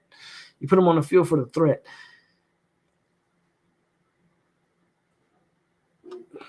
Hakeem is soft. Deuce has to prove he can separate constantly. At that size, he's never. So this is where I would. So I'll disagree with this. Hank, I don't agree with you. When you're 6'6", 6'7", whatever Deuce is, separation isn't the priority. Did Kelvin Benjamin separate? We're not going to use Calvin Johnson as a reference because that's an anomaly. Did Johnny Wilson get a lot of separation? No. You need to be able to run proper routes, but at 6'6", he's going to have an advantage over any DB he plays. Separation isn't key for him. He's just got to catch the ball. You're right. All highly recruited blue chippers in that room. I hope Coach Ice Harris can. Yeah. That's the thing. Like when I look at that receiver room, I'm saying to myself, bro, I need guys to live up to some high school rankings. Those are all blue chippers, man. I need it to happen. Hakeem is not soft. He blocks his ass off. That's why he plays. That's great, Matt. And I'm not saying he's soft either. I think the reason why people are saying that he's soft is because he's shown to have alligator arms. Hakeem Williams has shown that he's looking for the hit before catching the football. And that a guy that size, that shouldn't be. If you're 180 pounds, that's maybe a little understandable. When you're 200 and hold on, what is he? 218? Yeah, when you're 218 pounds, you shouldn't care about the hit that's coming. Because he's had that alligator arms, and we've seen that on tape, that's why he has the label of soft. I don't necessarily agree that he's soft either, but Hakeem has to show that. He has to show it. You can name any receiver that was under Bobby back in the day. They were all really good receivers. We had like one play from Keon that was like that against LSU. 80 was him. No, 80 was him. 80 was him. Again, I'm biased to number 9, but 80 was him. And if someone tells me that 80 is the GOAT, I'm not going to necessarily disagree with you. But that's my GOAT. But 80 was him. 80 was 100% him. Never take anything away from Rashard Green. Ever.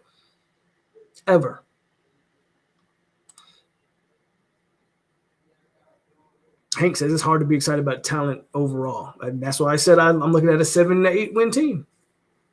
I hope they prove me wrong. at least running backs in the offensive line and receivers play up to their potential, then we win our games. I don't think that would happen. Keen going to give y'all just more good walks to practice. Our other resident Miami fan, shout out to Galaxy in the building. I think we're cursed at receiver. All these blue chip guys, and it just doesn't seem to work out. Peter Ward put fear in teams. He's my GOAT. Please, someone name a 6 receiver that's elite at getting separation. Our fans can be ridiculous sometimes. These Robinson reminds me like, I'm glad you said it. I mean, I'm assuming sport that you're just saying what I was saying. At 6'6", you don't need a separation isn't important. It makes you elite if you can do it. Again, Calvin Johnson is an anomaly, right? Because I mean, he was 6'6" and ran a 4.3. You can't name another receiver in the history that's ever done that. But most of the time, your big body receivers, a separation isn't a priority.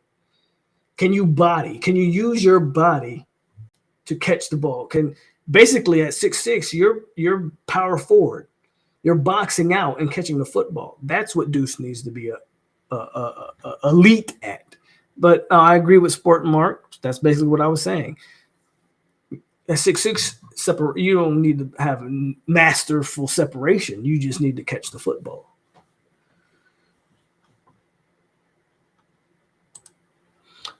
Mike Evans is a good football player. I think so. When we say separation, Mike Evans runs about a 4.5, somewhere around there. Would you call Mike Evans an elite route runner? He can run past people. Don't get me wrong, because at that size and that you can run past people. I think what Sport Mark is saying, I think what I know what I'm saying. I think what Sport Mark's trying to say as well. You don't need to be Chad Johnson with the route running. You don't need to be Jerry Rice with the route running at 6'6".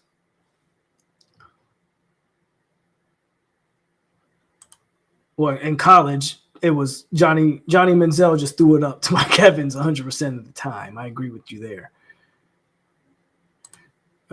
But in the pros, no, Mike Evans is legit. I'm not taking anything away from Mike Evans. I'm just saying, and for his side, he's a lot faster than people give him credit for. I'm just saying that separation isn't, for a 6'6" guy, separation isn't what you would call the number one priority. Keon Coleman struggled in Buffalo because he couldn't separate. Even big receivers have to get separation now. Not as much as smaller receivers, but they still – I hear what you're saying. Keon 6'3", 6'4". He's not 6'6". It's a little different, but I understand what you're getting at. Keon Coleman did struggle with separation. He's not 6'6", though. You feel me? Like Keon's not 6'6". Those 2 inches make a difference. I'm not necessarily disagreeing wholeheartedly with what you're saying. I'm just saying when it comes to Deuce, I don't need him to be able to run the route tree to a T because he's 6'6". And if you look at most receivers built that way, whether it's Benjamin, whoever, even remember Devin Funchess from Michigan, those guys weren't separation getters. They were just big guys who could get open, get the ball. Keon's a little different. Keon's like a tweener. Keon, to me, is not a legit big receiver in the modern day football. Keon's kind of right in that same, you know what I mean? That's just kind of where I'm at with it. There's receivers, though.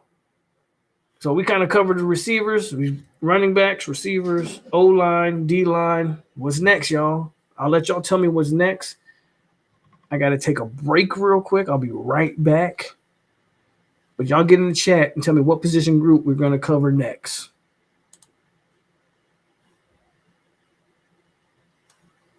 That's the wrong one.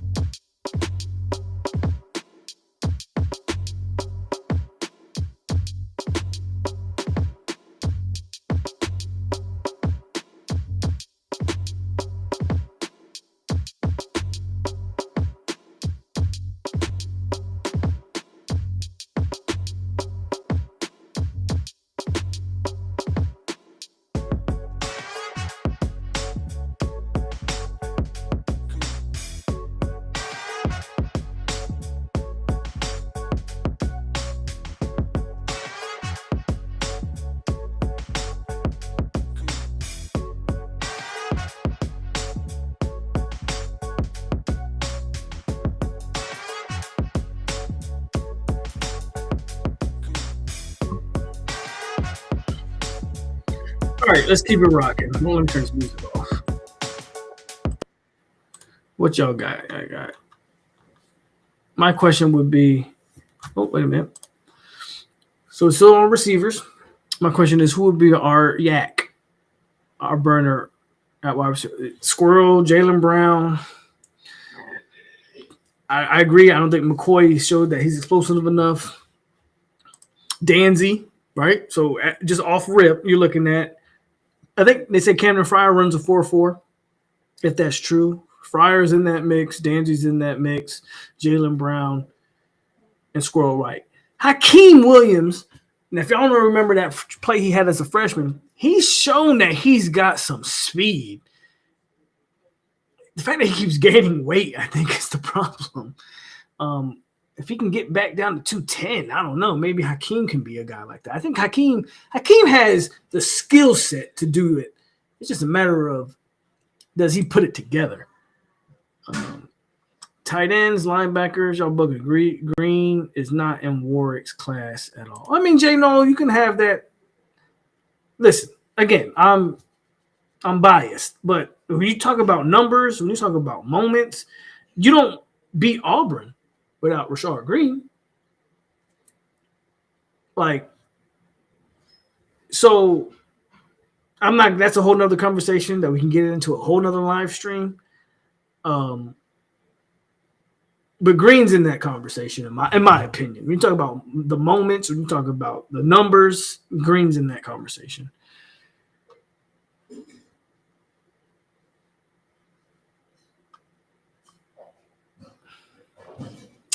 I got 2 tight ends and 1 linebacker.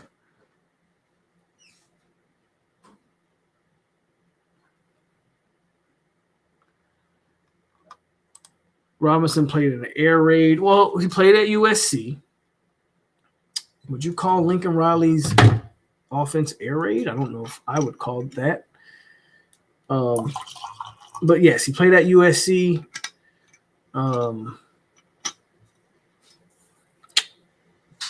Again, here's the problem. My problem with what you're saying, Galaxy, is what was Johnny Wilson coming out of Arizona State? You would have said the same thing. Don't put your eggs in all the basket of Johnny Wilson. Johnny Wilson, you feel me? So I'm not saying put all your eggs in the basket of Deuce. And again, I've already said it. I don't care about Deuce. I don't care about Squirrel. I want to know who we already have on the roster who can round out an entire receiver group. But what you're saying has kind of already been proven false. Deuce has more production than Johnny had, and you see what Johnny Wilson turned into when he became a primary option. So I would just be hesitant to say what you're saying.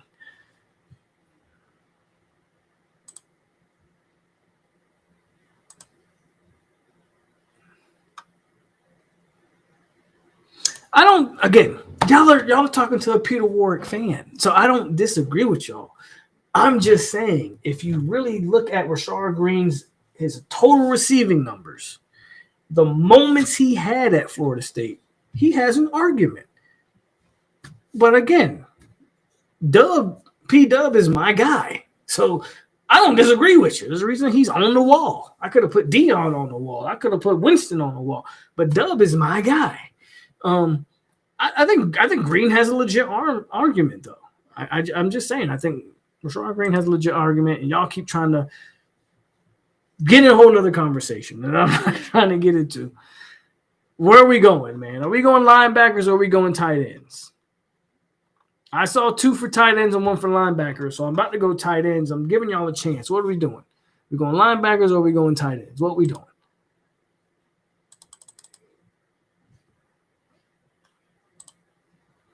This might be a long stream because we are only on tight ends. I didn't realize. But I'm chilling. As long as y'all chilling, I'm chilling. I don't know how many of y'all got to work tomorrow, but I'm chilling. I don't have to work.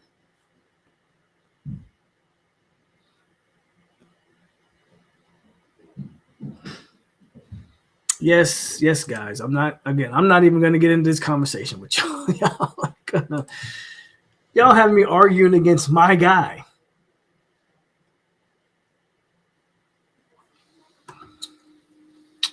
All right, tight ends. I'm seeing tight ends, so we're going tight ends. If we go tight ends, Marcus and Douglas, 275. He's down 5 pounds to 270. I don't know who I don't know who this guy is, so who cares? Randy Pittman, 225, but he's up to 237. Landon Thomas, he's up 4 pounds to 239. Amari, who I think plays more defense than offense this year, but they have him listed still. He's up to 230. We already talked about him, though, on D-line, so we won't spend too much time on Amari. I don't know who Luke Douglas is either, so I don't care. And Chase Lofton is up 8 pounds. He's at 223. So the guys that you really want to pay attention to here on the tight end is Marcus and Douglas, Randy Pittman, Landon Thomas, and Chase Lofton. Those 4. Marcus and Douglas is going to be the wild card here, believe it or not. I think Randy Pittman and Landon are the top 2. It wouldn't shock me if Randy Pittman was the starter from day one. I think Randy Pittman probably is your starter.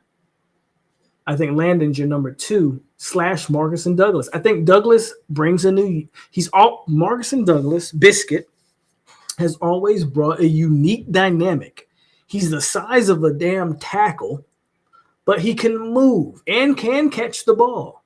It's a matter of work ethic for him. A guy that big should be a better blocker. It's going to be very interesting to see what is up with Marcus and Douglas. He's the wild card here. Landon Thomas has the highest upside. He is the legit 4 or 5 star number 1 tight end.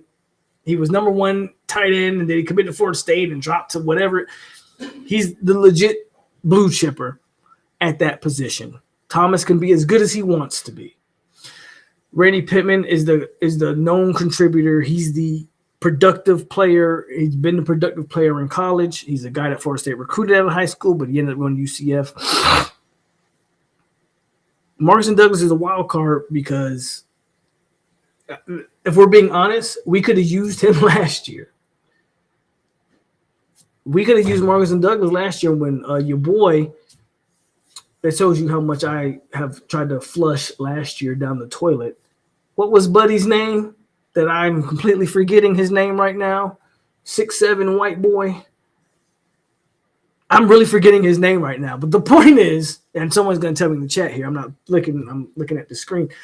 The point is, we could have used Marcus and Douglas last year. You probably wouldn't have had to rush Amari Williams on the tight end if you had a Marcus and Douglas. Amari Williams probably could have stuck at defensive end and maybe been further along as a DN this year. Maybe. That's just my assumption there. Could have used him last year. I think the depth chart goes Randy Pittman, Landon Thompson, Marcus and Douglas. But I think Marcus and Douglas is going to be used very – obviously, you'll use them run-heavy packages because of his size. Like I think they're going to use Marcus and Douglas in a lot of ways. Chase Lofton could see some time, not necessarily would be counting on him to see any time. And again, I don't think Amari Williams should. I don't like the dual. This isn't Travis Hunter, bro. Either play DN or play tight end. Not both. I think he sticks to DN this season. What's y'all thoughts on what I'm saying?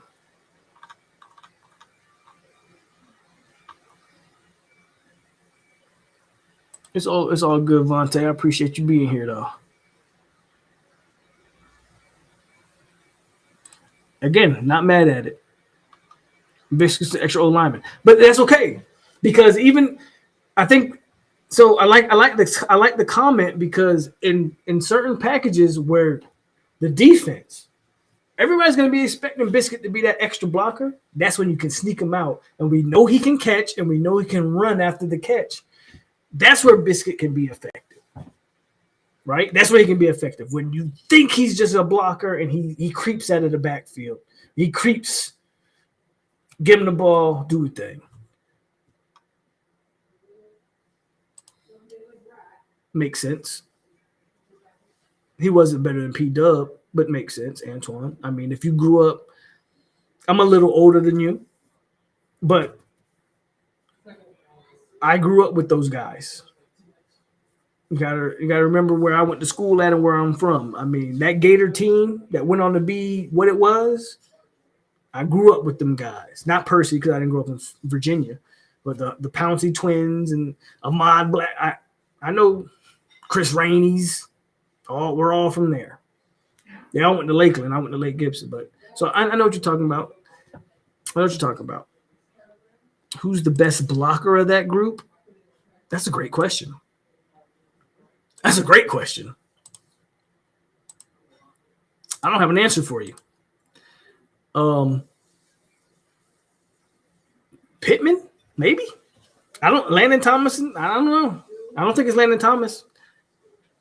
Size wise, you go Marcus and Douglas, but it's been pretty well documented that for his size, he should be a better blocker. That's a great question, bro. Bliskett playing tackle this year. Yeah, Morlock. I honestly forgot his name, y'all. I tried to forget that guy. I could have used Biscuit last year over that guy. I view Pittman as an H-back type, which he kind of is. Douglas, the blocking type. Pittman is the H-back to me. Landon, with his upside and that weight, is tight end one. I don't disagree. I think Pittman will be tight end one, though.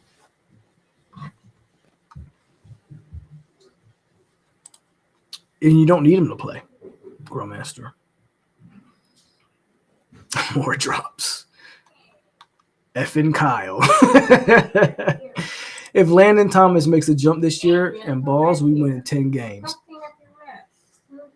I don't think a tight end, Antoine, with all due respect, improves your win-loss record. If Landon Thomas is Nick O'Leary, I don't think he adds 2 or 3 more wins to your record. That's just me personally. Tight end is not a position that you go, that guy's adding 2 wins to an overall record. I can tell you what would, and that's your quarterback. If your quarterback is anything better than what we've seen, then that adds. But Landon Thomas can be as good as he wants to be. Unless you're telling me he's taking 5-yard passes to the house, which I don't see. I don't think he adds to the, I don't think he puts a 0.5 to your win-loss record personally. Do you think we go after Micah Hudson? I don't think so, Jalen. I don't know if there's any ties with Florida State with that kid. I know what happened with him at Texas Tech. It was Texas Tech, not Texas A&M. I don't know. I don't foresee it. I don't foresee it. It will not matter, to be honest. Gus not throwing the ball to tight ends. That boy you got to go see what, again, Galaxy. I appreciate you being here as the resident Miami fan. Go look what Pittman was doing at UCF, where he played for Gus Malzahn. So let's be clear about that. So when you say that, you got to be careful when you say that, because there's actually evidence of Randy Pittman at UCF under Gus Malzahn, where he had over 400 yards receiving. So that's not, he had over 13 yards per catch, 32 receptions, and 400 yards receiving. That is a good year for any tight end. Now, he could have used more touchdowns, but he wasn't used in that fashion. So I would say get all your facts, my friend, before you say something like that. Gus is familiar with Randy, obviously. He will utilize Randy. Greg Reed has an argument for what? Kevin, did I miss a conversation?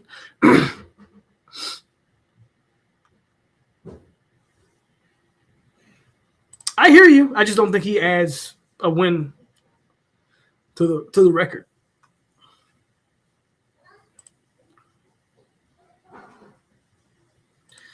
Do I think Amar could be a legit DN? Should he? I think whatever they played him at last year should have been his position. That was my stance from the jump, Grill. Um, this isn't wide receiver and DB. This is tight end and DN. This is kind of really two totally different positions here. Me personally, when they stuck him at tight end last year, I feel like they should have brought him in as a tight end this year. Do I think he can be a legit defensive end? Yes. I would almost argue you might want to redshirt him. The weight gain tells me that they think he can be a tight end. A defensive end. He's up to 230. I just don't like tight end and DN don't. It's not the same as DB and wide receiver. Me personally, I kind of wanted to see him stay at tight end, but they made their move. And I agree with Vontae. I thought Amari and Landon together, I thought that was your dynamic duo.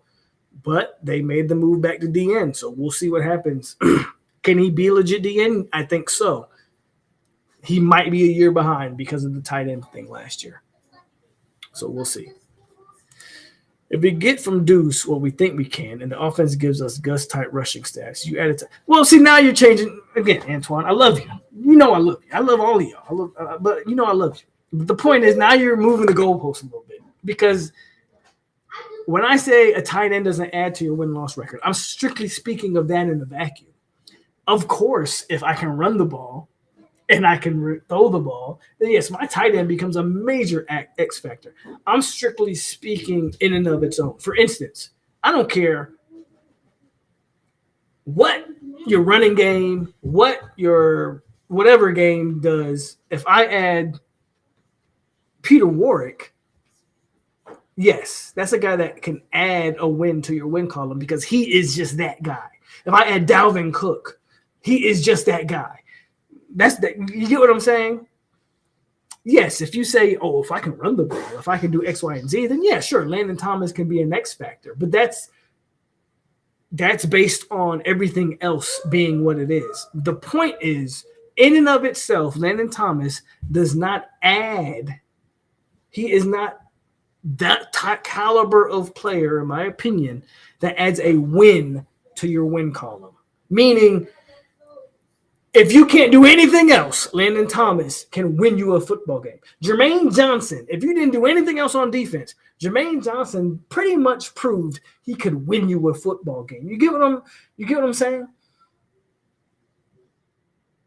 Jermaine Johnson basically single-handedly beat Clemson.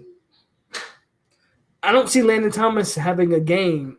That's what I'm saying. When I say a player that can add to the win and loss record, that's what I'm saying, right? That's what I'm getting at.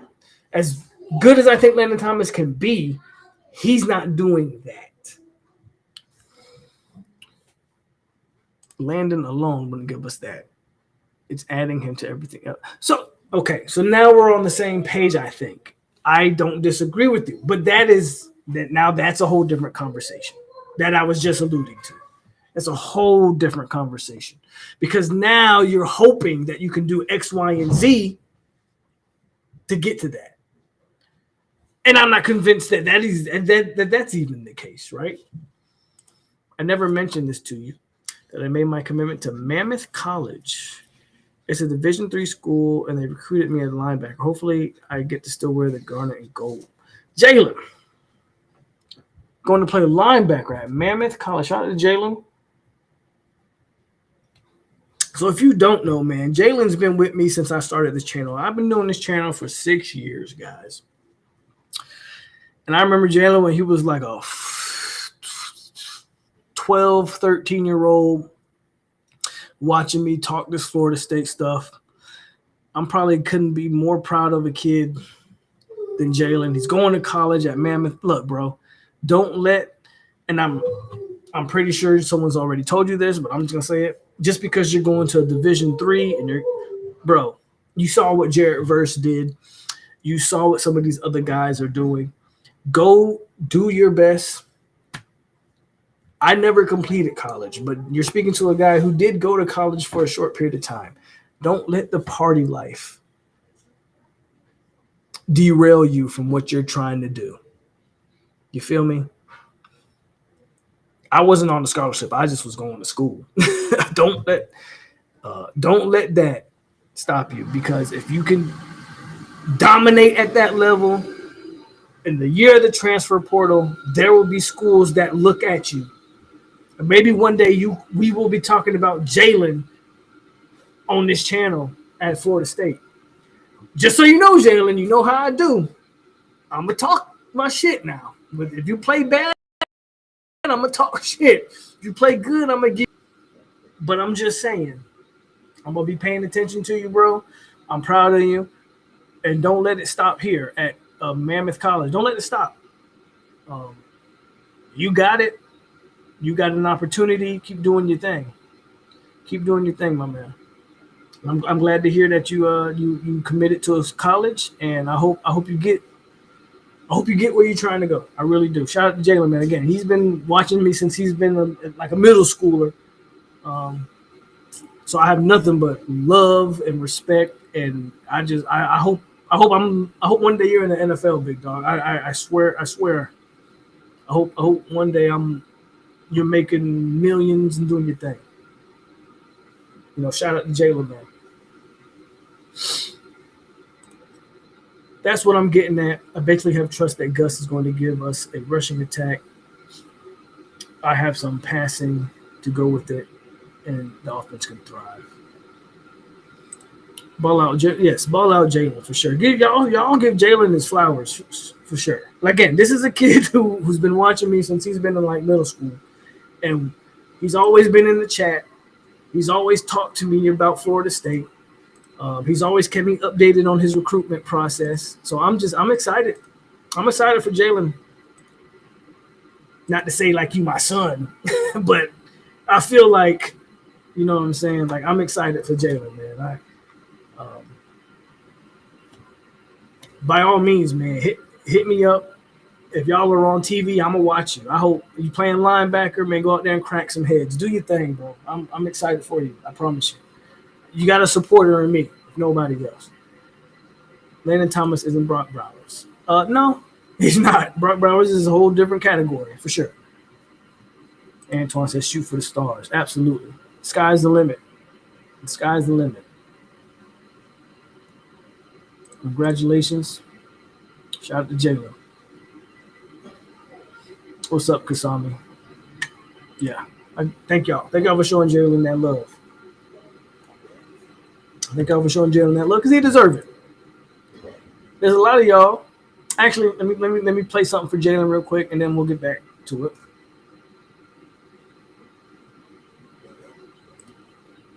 I'm in Tallahassee, I'm with the Seminoles. I've been getting to this paper, focus on my goals. Trying to run this money up and pull up in a row. All these talking gangster, that shit. But y'all don't. It's really cool to see a player or somebody like Jalen in the comment section, because, again, man, I started this thing 6 years ago. Like, I have right now. I mean, we had upwards of, I think we were up in the 60s. Right now, we got 49 people in the chat. There were times where I did these live streams, y'all, and I had 5 people in here. I didn't care. I was just talking my shit. And Jalen was one of them people. And some of y'all other ones were some of them people that were just the 10. You're just 5, 15, 20. That y'all were just in here kicking it with me. So it's cool to see someone like Jalen get to that. He's growing up. He's growing up, man. The kid's in college. He's going to college. He's going to play football at a level that I never played. So I got nothing negative to say. It's just cool. Stuff like that makes this cool. It makes it worth it. Again, I do this as a hobby, not as a profession. I do this for fun. But stuff like that makes it cool. I don't know, man. I'm kind of in my feelings right now, Jalen. I'm just proud of you. I'm proud of you, bro. I really am. What's the next position? All right, we talked about tight ends. Let's go to the next position. Y'all let me know. We've done tight ends, running backs, O-line, D-linemen, receivers. So all we have left is linebackers, secondary, and quarterback. I'm not talking kickers. Y'all can kick rocks. I'm not doing that.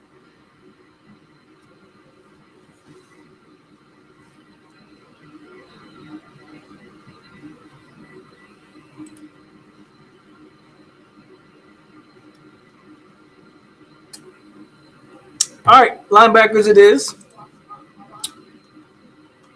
This is an interesting line. This is an interesting position group because we've got some players that you're expecting some stuff from, and then you brought in a solid recruiting, not recruiting class, a solid transfer portal class here. So Stephen Thompson, he's 240, didn't lose or gain anything. Elijah Herring, he gained 5 pounds from 230 to 235. Then you got Omar Graham, who gained 7 pounds. He's at 235. You got Blake Nicholson, who gained 5 pounds. He's at 229. AJ Cottrell, Juice Cryer gained 5 pounds. He's at 237.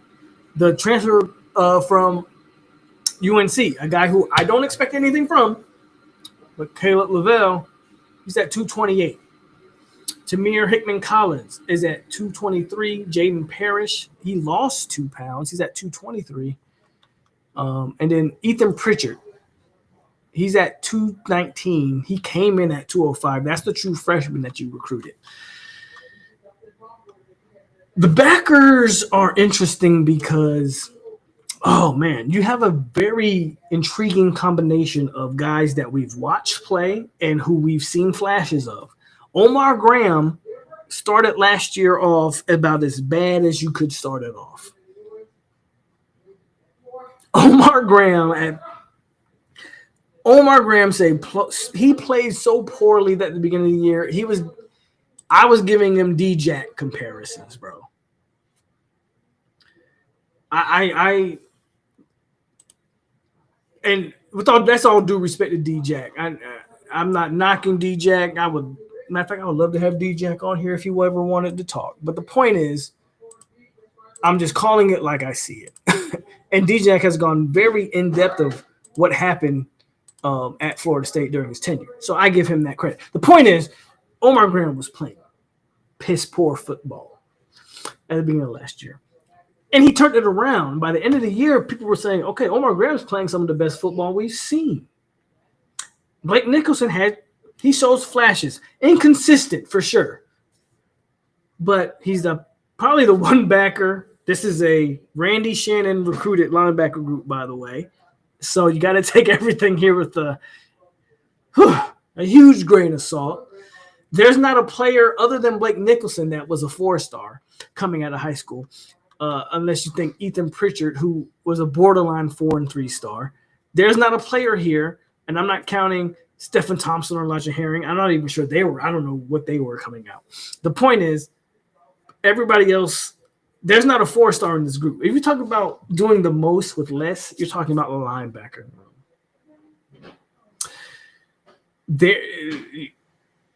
Not like wide receiver, which we just talked about, where it's loaded with blue chippers. There's no blue chippers here other than Blake Nicholson. Inconsistent. Interested to see what you get out of Blake. Again, Omar Graham started the season off poorly. Finished the season off very well. Juice Cryer has always been kind of a consistent. Never too up, never too down. Season-ending injury last year. Love to see how he bounces back. Those are the 3 guys that you're bringing back that you've watched play and you go, okay, we know what they can and can't do. Or we think we know what they can and can't do. We'll see if they can add more tools to the tool bag. Stephen Thompson, Elijah Harrison, guys who have been contributors at programs. Syracuse for Stephen Thompson and Nebraska, Elijah Harrison, Tennessee, and Memphis. The bigger question is what Caleb Lavelle, in my opinion, is the X factor. He's a guy that I don't expect anything from. I'll be completely honest with you. Everybody's using a bowl game against UConn to say that this guy's the next coming of freaking Brian Urlacher. No, I'm not on that bandwagon. However, if you can get anything from him, it's a plus. I just don't know why all of the fan base is using I don't know why all of the fan base is using the bowl game against UConn as like the measuring stick of this guy being the next big time backer. Tamir Hickman Collins, there's no expectations there. Jaden Parrish, there's no I don't have any expectations of any of Randy Shannon's recruits because I've gone over this a million times. I'm not going to continue to go over it. You're talking about players who are ranked in the 600th tier when it comes to their position groups. Like, stop it. Like, Randy Shannon.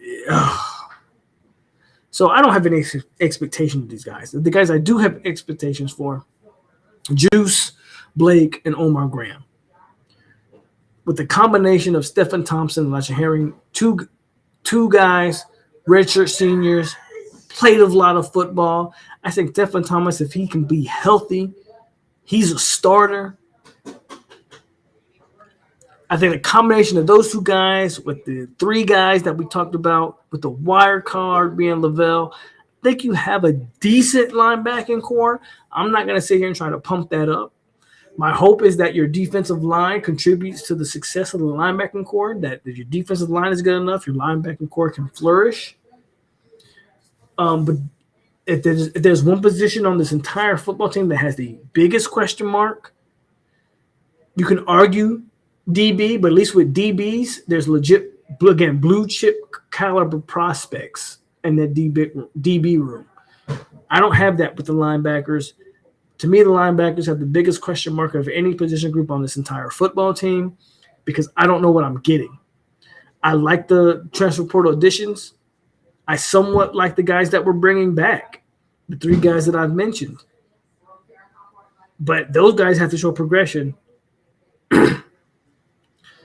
And those transfer portal additions have to show that they are going to be healthy. What are your guys' thoughts on linebackers?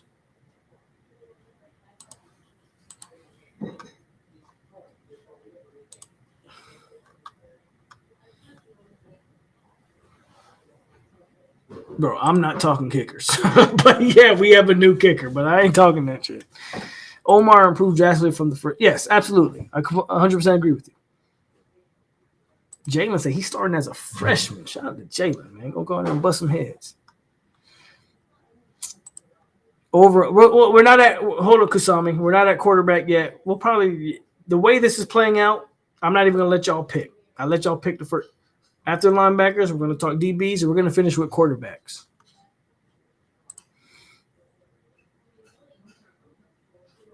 Okay.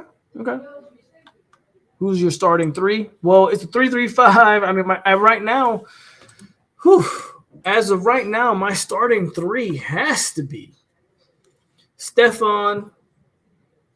So, hold on. This comes with a caveat. Because this is just how I view it. This is my thought process. Two of those linebackers are going to be what we think they are, traditional kind of backers, meaning two of those backers I think will be Stephon Thompson and it could be Stephon and Elijah. It could be Stephon and Blake. It could be Elijah and Omar Graham, some combination of that. I think that third guy is going to be that wild card. I think he's going to be that combo pass rusher, hybrid backer, DN, where I think it could be like Amari or Aaron Hester could be in that role. That's what I think. I don't know if that's for sure, but that's what I think. Randy being gone was the first step. Bro, listen. Randy. I talked about Randy from day one. That linebacking room is so – I think Caleb will be decent backup. And Lundy. So I don't see Lundy listed. I know there were talks of Lundy trying to get an extra year. I don't see him listed. I don't know if anybody else in the live stream can confirm. I'm looking at the roster. I do not see DJ Lundy listed. I don't see him listed. I don't see him listed. And I'm looking at, again, when I'm reading off these weights, I'm looking at the position groups. I don't see DJ Lundy listed. What's up, Daily Chop? Said Thompson was used as a rusher also at Nebraska. So okay, see again, I didn't watch Nebraska, but that's a good insight. So that's a guy. So I don't know if Daily Chop. I don't know if you can help me out here. So again, the way I view it, this is my mind. I'm not a person that watched a lot of Nebraska. I only really watched their big games. I didn't watch Nebraska week in and week out. Come on now, it's Nebraska, and I'm not a Nebraska fan. But the way I envision it as two legit backers and that third guy is that hybrid that I'm talking about. Maybe that's Thompson. Maybe Thompson is a rushing the passer. Again, I see Amari Williams being used as that. I can see Aaron Hester being used as that. So that means maybe your other two guys are Elijah and Blake, Omar Graham and Blake, Juice Cryer and Elijah. Like I think there's a combination there of other guys from the. And I think that's what the 3-3-5 is going to be. I think I've kind of alluded to this the whole time. 3 down linemen, 2 legit linebackers, and that third guy, depending on what the defensive coordinator sees, that guy's going to be that hybrid guy. He's going to be either a guy who can play linebacker or he can rush off the edge, whether that's Amari Williams being used, situational rushes, whether that's Aaron Hester being used in the same way, whether that's Shaq Thompson, who could be used in the same way, but also Shaq Thompson can be used as a legit linebacker. So you have a legit 3-3. I think that third linebacker spot, however you view it, is up for interpretation or is up for it's interchangeable, if I'm saying that the correct way. As he said, Tony will interchange and utilize players for specific tasks. So he's saying what I'm saying, essentially. Shout out. Thank you, Daily Chop, for that. So, yeah, that's how I view it. I mean, I think I view it the same way that he views it. Again, how you look at it is, I guess, how you look at it. 2 of those linebackers are going to be kind of 2 traditional, like, think of it like Bethune and Deloach, I would say. Look at it like that. And then that third guy, depending on the situation, offensive play call, whatever, you're going to use that third guy as a hybrid backer / rusher. So that makes sense to me. But again, as far as Lundy goes, he's not listed. No, sir, not me says Lundy's coming back. Daily Chop says Lundy was listed for a pro day. So if he's listed for pro day, then he's not coming back. And I do remember Lundy tried to get another, but again, I never saw that. But you got people saying Lundy was listed for a pro day. He's waiting on a waiver. In the 335, you don't know who the fourth rusher is. The edge can drop. Fair enough. While yes, you can bring the DB on a blitz anytime. You're correct on that. What I would say is traditionally, and again, this is just me, what I know of that type of front, that third backer is going to be your rusher. Now, that doesn't mean you can't drop a third backer in coverage, but then that's a little bit different. Now you're causing like a blitz. You're causing a little confusion. But yes, I think you've nailed it. You've pretty much summed it up. That fourth rusher will either be a DB or one of the backers. It could be a safety for all we know. It's very interesting to see what Tony White does. Very interesting to see what he does. Let's say DJ does come back. Does he start? Let me take a sip.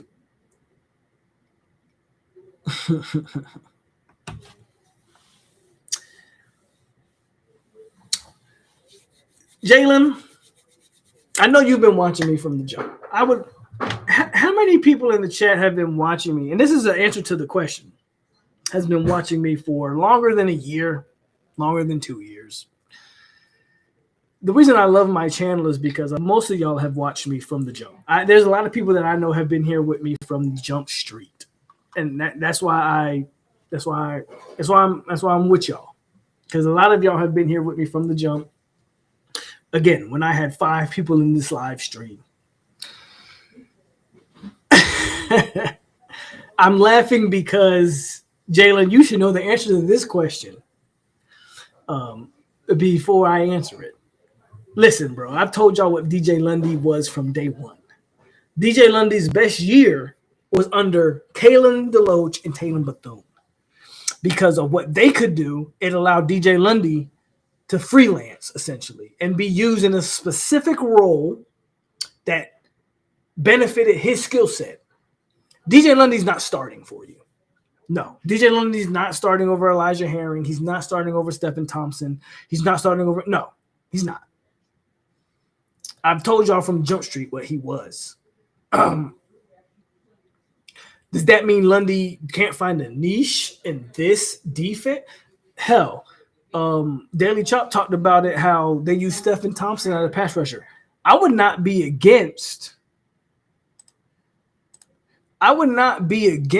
using Lundy as a pass rusher, as a run stopper, as a guy who's don't have to think, just plug the hole type of guy. Wouldn't be opposed to that at all. But him being a starter, look, I'm not right all the time. But when I'm right, I'm usually pretty spot on.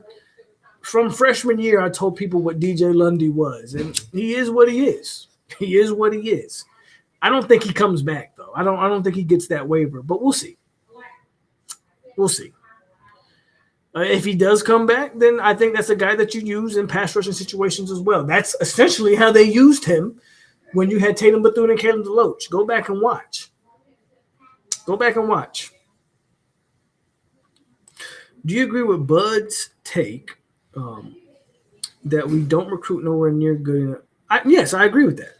100% I agree with that. I've been saying that. At Florida State, here's the funny thing.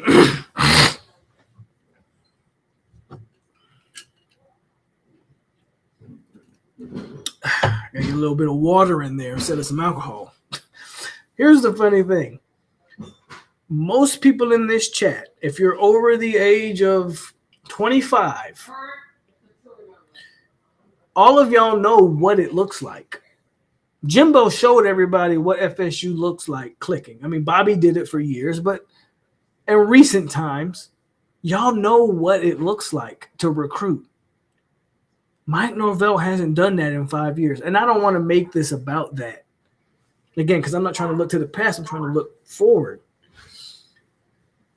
But no, we don't recruit nowhere near where we need to recruit at Florida State. Everybody knows what Florida State does when it's clicking on all cylinders. That's not opinions. That's not, oh, I'm just being a whatever type of fan. No, when FSU's clicking on all cylinders, when it's competing for top tier postseason accomplishments, Mike Norvell hasn't had a top 10 recruiting class in 5 years. That's a fact. You can't spin that any other way. Mike Norvell hasn't recruited top 10 in his entire tenure. FSU, at a minimum, should be top 10. I would argue at a minimum FSU should be top 7. FSU should have a top 7 class year in and year out, in my opinion, when it's clicking. So, yeah, I agree with Bud's take. I mean, that's a deeper conversation as to why I'm not going to get into that because I've kind of gotten that in the past. Go watch some prior live streams and you'll see where I was going with that. The point is, yeah, I agree with Bud's take.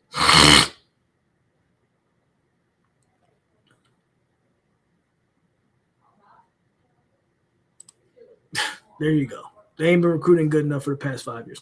All right, so that's linebackers. Let's get into this DB room. Then we're going to finish off with quarterbacks. But defensive backs, we got Shaheem Brown. He's lost 3 pounds. He's at 205. Ashlyn Barker, he's at 216, so he's gained 4. Earl Littles gained 7 pounds at 193. Christian White, that's a walk-on. Don't care. That's Smoke, but look, Smoke ain't playing. Q is at 192. Conrad's he's lost 3 pounds. He's at 197. KJ, he's at 212. He's up from 206. Edwin is up from 190 to 198. Jabril is up from 176 to 185. Charles Lester is up to 193. Ricky Knight is up to 177. Kai Bates is up to 196. Jamari Howard's up to 197. Shamar Arnaud up 17 pounds. He's at 192. Max Redmond's at 196. This is the position that I am, how do I put it? I said linebackers have the biggest question mark. I said I'm the most bullish on defensive line. Well, combine those two, and that's how I feel about DBs. DBs have a huge question mark because out of all those names I listed, other than Shaheem, who played like complete trash last year, a bunch of unproven stuff there at DB. Earl Little, Conrad, good freshman year, down sophomore year. KJ got his first playing time last year. Inconsistent.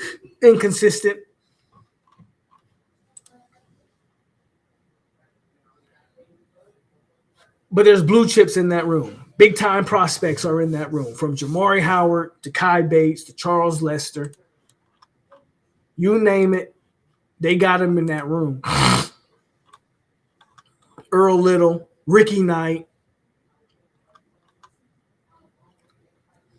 Q. The point is, again, big question mark because there's not a lot of proven production there. But you got to be bullish because of the caliber of player that they have recruited at that position.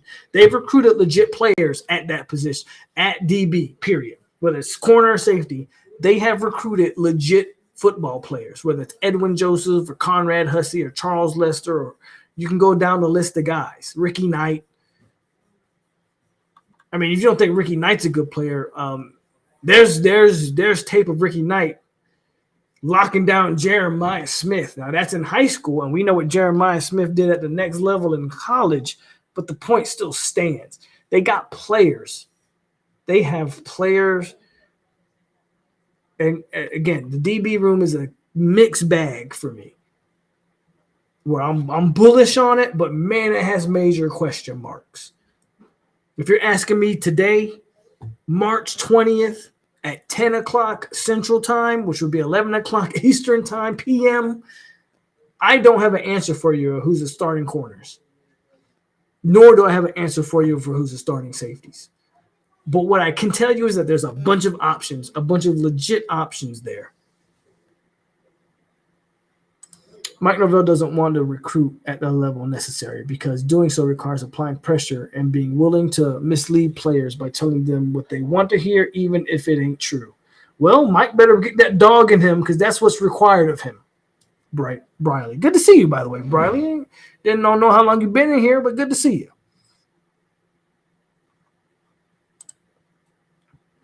I argue any major program in the state of Florida has no excuse. I agree with that. For the most part, I agree with that, actually.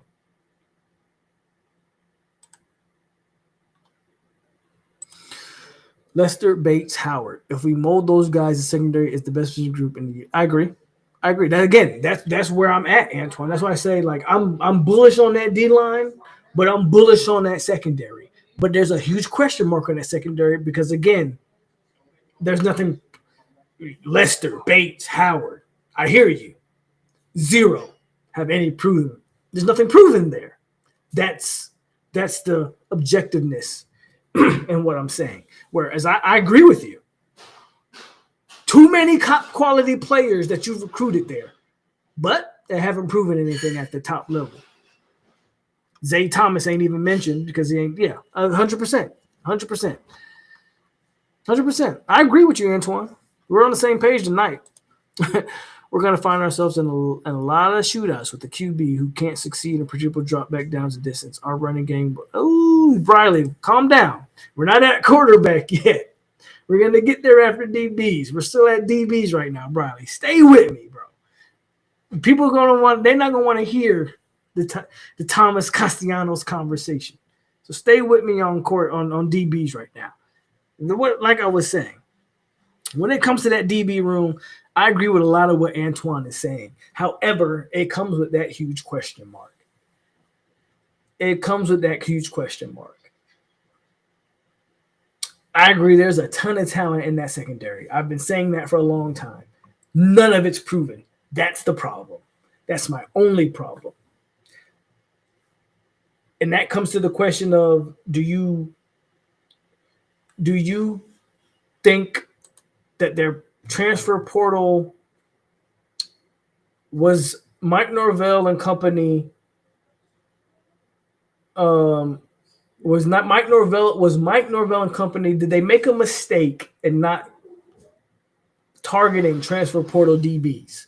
I posed that to the chat. Me personally, I'll give you my take off rip. I don't believe that they made a mistake. I've been saying this for a long time. At some point, you have to trust what you're doing at a high school.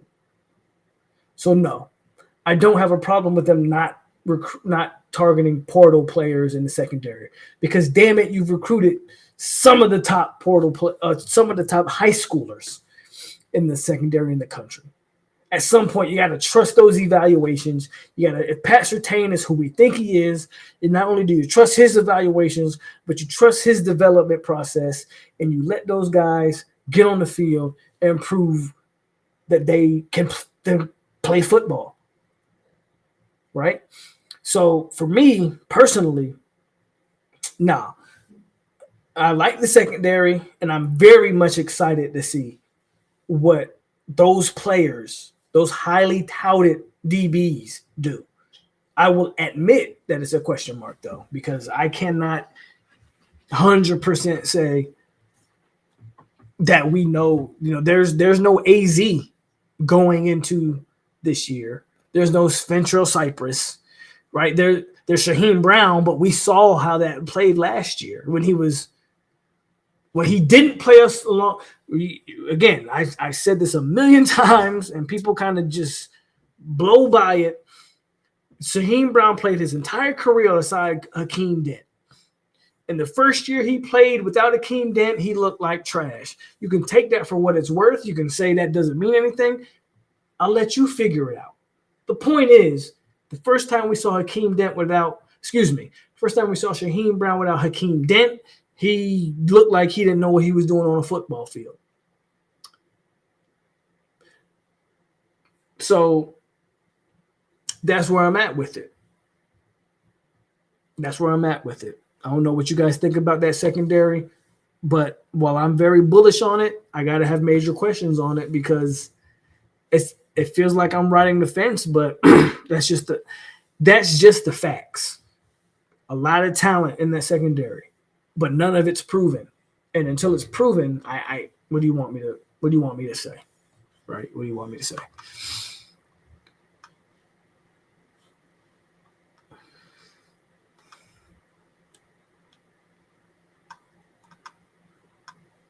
We are going to find ourselves in a lot of shootouts with the Oh, I read that one, Briley. Again, we're going to get there. Good to see you too. Oh, I had to take a mental health hiatus. I don't blame you, my man. Again, 2-10 broke me, so I'm there with you. Had to take a break. I've been on that Edward Joseph hype train. He has that dog in him. He can be an X factor. We had too many needs to spend resources at DB. Agreed. We would have eventually been mad if they went DB in the portal. Too much talent. Agreed. It's the only position we can recruit. DBU, Jeff. DBU. The only position I think FSU recruits good enough is running backs and secondary. Hell, we still need a tackle or maybe two. Hank says, no, let the young guns play. I'm assuming he's talking about secondary. So what are y'all thoughts on the secondary? Again, I pretty much given my thoughts. If I had to pick a starting 5. Q at one corner.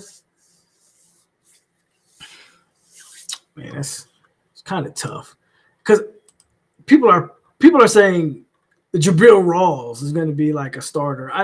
I'm saying to myself, if Jabril Rawls is a starter, I don't know. Now, again, like I said at the beginning of the stream, everybody if I'm saying something that you don't like that I'm saying about a player, they get a chance to go on the field and shut me the hell up.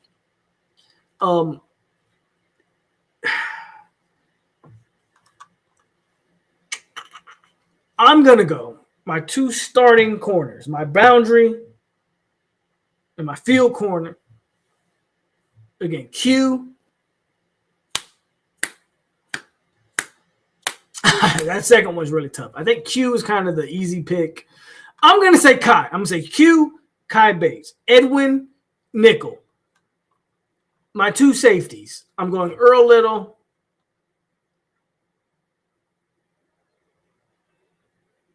I want to say Earl Little and Kirkland. I think Shaheem has a say in that. I think they'll give Shaheem the benefit of the doubt.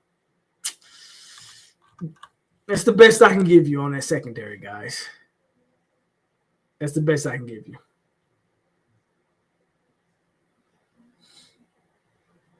That's the best I can give you. That's the only one. That's the one I'm questioning. There's too much talent for Ross to be starting. If he does good, yeah. Again, I'm with you. If he's legit, again, I'm all for it. I just don't see it. Haven't seen it since he's been on at Florida and wearing garnet and gold. Might be, and you might be completely, but that injuries concern me. An injury that kept him out a whole year concerns me because you have that rehab time, and then you have how much time does it take him to get? He sat out a whole year of no football. How much time does it take it to get him back? Excuse me. How much time does it take for him to get it back?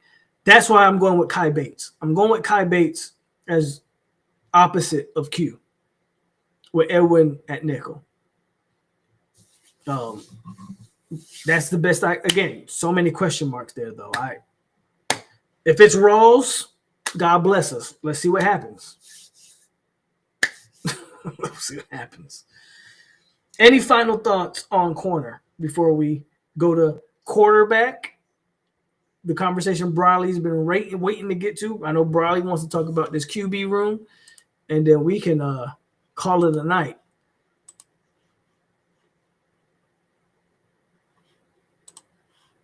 But any last conversations on that DB room?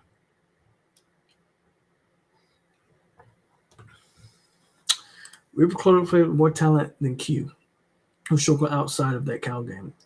Well, I don't disagree with you there, but Q, he's been in the system and he does show some athleticism. Q is a guy who also I watched again in high school, take it for what it's worth, who he was playing Travis Hunter fairly decently in some of them camps.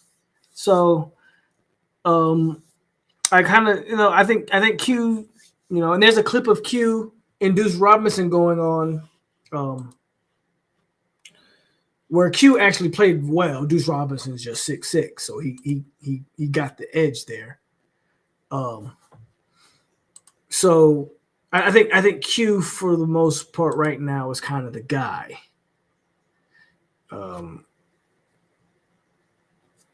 But you're right, like Charles Lester, there's some other guys there. So we'll see.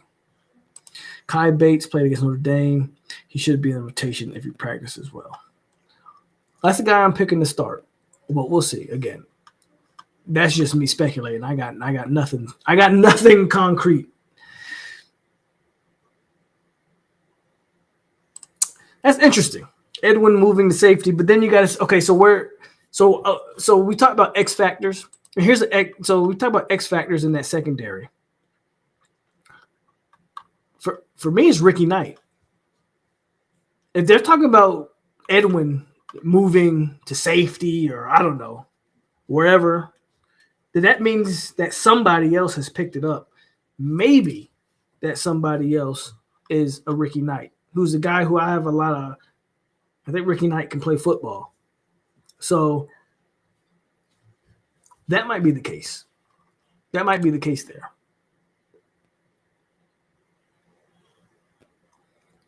So we'll see. We'll see what happens. Plays slot in the run. So he's nickel. It's actually a hybrid type safety. Plays slot and he's playing nickel, bro. I mean, that's what nickel does. Plays slot and plays run. So everyone's going to play his position. Different terminologies, maybe. Everyone's going to do his thing. All right, Briley, are you ready? We're going to quarterback.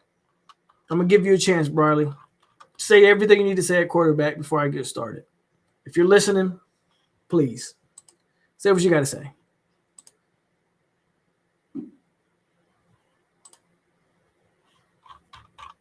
We're going to go up to quarterbacks. Freaking quarterbacks. I tell you. Briley, I want you to just, I don't care if it's 2 paragraphs long. Say what you got to say at quarterback before I go. And that's it. As a matter of fact, that's anybody. Anybody, we're done with DBs. We've covered the entire team. We're going to finish on quarterbacks. I think it played out perfectly. Finishing with the one position, in my opinion, that is honestly, I think, going to make or break this team. And that's just, this quarterback is quarterback.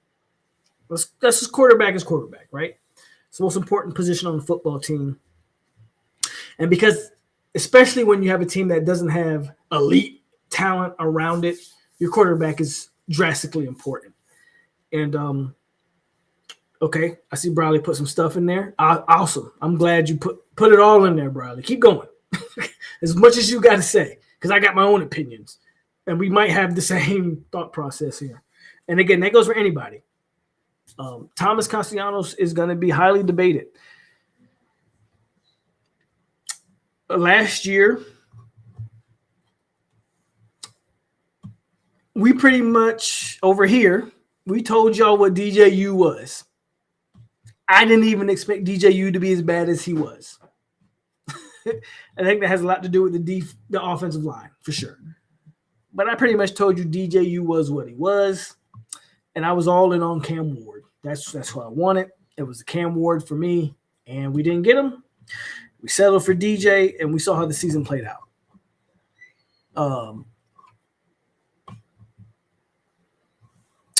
I'm seeing a lot of the same things when it comes to Thomas Castellanos.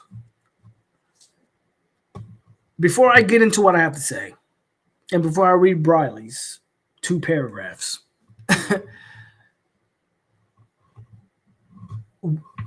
what I will say about Thomas Castellanos is this. 1, he's going to a system that fits what he wants, what he is.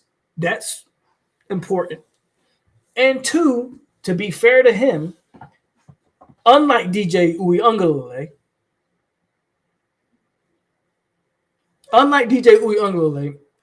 Thomas Castellanos is not a finished product. That's the biggest compliment I can give him. There is room for growth there.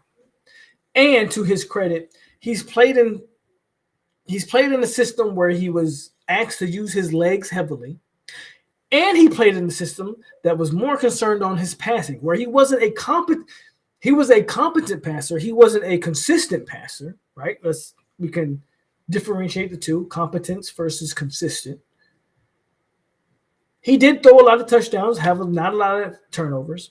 He ran for a lot less yards in the second year. First year, he ran for a lot more yards, a lot more playmaker, but he also had a lot more turnovers. He's played in 2 drastically different systems, is my point. He's kind of seen it all. He's still a work in progress. If you're telling me that Thomas Castellanos still has room to improve, I agree with that. I don't think he's a finished product. Can he kind of find his niche? Can he find his mojo now under Gus Malzahn with more talent around him, theoretically, at Florida State? I agree with that. I wouldn't be shocked if TC turned it up a notch in his third year of starting. Because again, I don't think he's a finished product. With that said, let's go to Briley. I like the Castellanos pickup. I think he measures the system, takes pressure off the old line. That said, he can't see over the line, can't pick apart D's when trailing late in predictable passing scenarios. He raises / stabilizes the win-loss floor, but significantly lowers the ceiling. Right guy for the season, where expectations are low, but won't get us above 8, maybe 9 wins. Damn. By the way, I had no idea what Briley was going to say.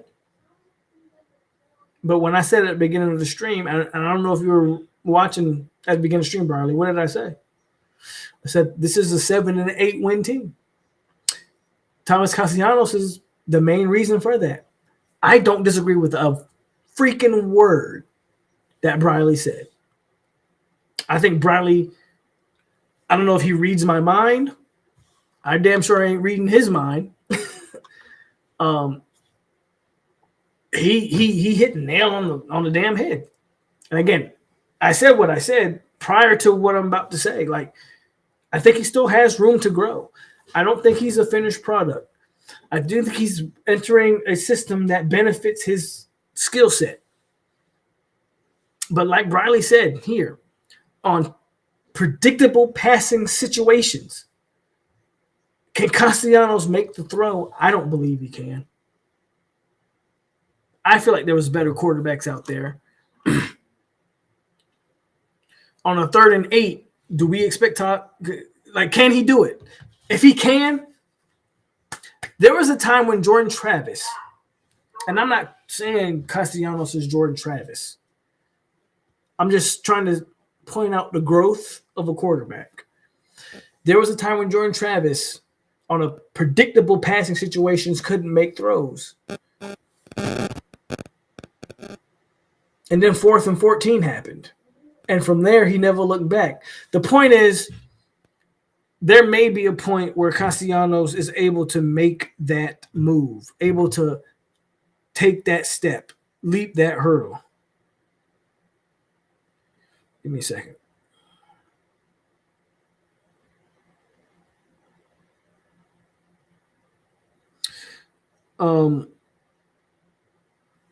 There may be a time when that happens. I'm hopeful that it's this year. The running game will help him for sure. My concern with him is not so much his height, because we've seen short quarterbacks get the job done. So the only thing that he says, Briley, that I kind of just like, is that he can't see over the line. We've seen short quarterbacks get the job done. I'm more concerned with kind of what we've seen him at Boston College. I mean, the only games you remember him by is the games that he had against an Adam Fuller coached defense. You don't remember Thomas Castellanos doing anything else. But against Adam Fuller defense, balled out. What's up, Mr. H? So the point I'm making is,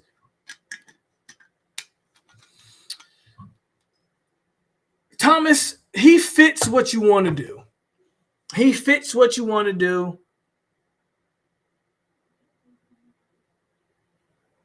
He fits what you want to do, but I've said it from the moment we got him. I felt like there were better options out there at quarterback, and I get it. There wasn't a great quarterback transfer portal class this year, but you had I think it was the kid from Tulane. You had a couple, or the Liberty. You had a couple guys out there that I thought would have been better. But he fits what you want. The height doesn't necessarily concern me. It's just the inconsistency of passing. And the positives that I look at is I go, Well, he's throwing to 6'6" Deuce Robinson, and he's throwing to a 6'7" Jordan Scott. And if those are the kind of his targets, if Landon Thomas is his target, if he's throwing to these guys where he doesn't necessarily need to see over the O-line, he can just throw it up to these big guys, then maybe that helps. If he's throwing to the Squirrel White, who can just flat out take the top off of a defense, then that helps. Certain things helps. Obviously, the RPO game should be effective. Read option, triple option, read options type of concept should be effective. But I'm hesitating, Florida State fans, with this notion that this guy's going to be like Jordan Travis-esque. There's hope that he's Jordan Travis-esque. There's hope. I am one of the biggest things, and notice with the quarterback room, I didn't even go over the players, but like Brock Glenn, that's probably the bigger concern over Thomas Castellanos is his style of play. Let's say he's perfect. I'll take it the next step for y'all. Let's say he's perfect. Let's say he's done everything and Gus Malzahn, and that fits perfectly, and he's going to run and throw and do the things. You're talking about a guy who's 5'7", 5'8", 200 pounds, got hurt last year, was one of the reasons why he ended up getting benched, got hurt. You expect him to hold up for the entire season, because I got Brock Glenn in the weeds. I got Trevor Jackson and Kevin Spurry as the only scholarship quarterbacks. I don't even know who the hell Michael Grant is. By the way, Trevor Jackson I don't think is on scholarship either. I'm assuming Trevor Jackson should be in the mix.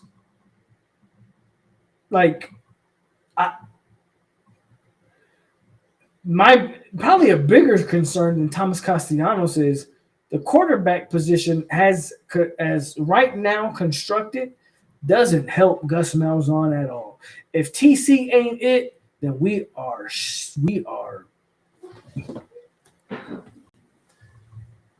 cover your kids' ears.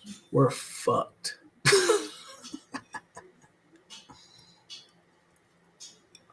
Somebody tell me I'm lying, Florida State. Tell me I'm lying, Florida State fans. If Thomas Castellanos don't hit like crack in the 80s, what do you have? You better hope Trevor Jackson is you better hope, because he's a black quarterback, that he can run this Gus Malzahn system.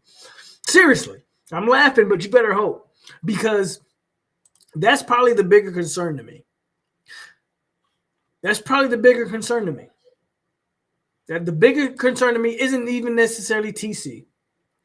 It's that if he doesn't hit, you have nothing. I don't think Brock Glenn can run this system. I'm going to be honest with you. And I'm not trying to shit on Brock Glenn. I think Brock Glenn is a guy who I would love to see more of last year. I don't think he can run this system, though. I don't know who the hell Michael Grant is. Trevor Jackson, I hope so. Again, he's a black guy. Let's hope he can get it done. Kevin Spurry. If I'm playing a true freshman in year 5, does anybody want to sit here and debate with me whether Mike Norvell should be fired or not? Maybe that's a whole nother conversation for another day. If we see Spurry this year, there's a problem. And y'all cannot continue to justify that man having this job. But again, that is not a conversation I'll have right now. That's a conversation I'll save for another day. At the end of the day, you better hope TC not only hits, but stays healthy, because you have nothing after that.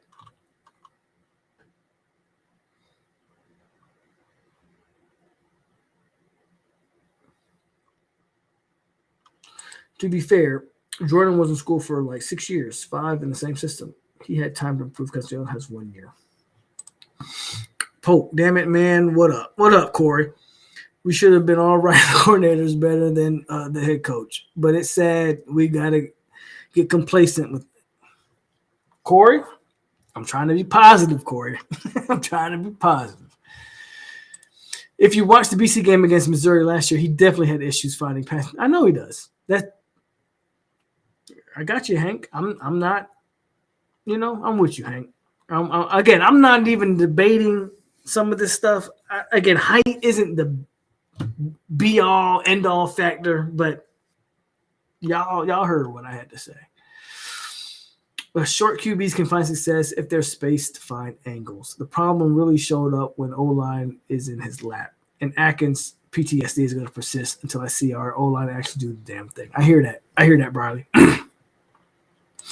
Bill tried to turn him into a pocket passer at BC, which wasn't him. Use his best assets, build around him. Gus is the perfect coach. I don't disagree with you, Antoine. I don't disagree with you, but again, for people like Antoine,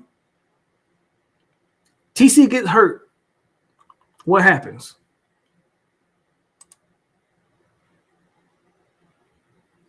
No, we're fucked. I hear you, ML. Come on. TC get hurt. Come on.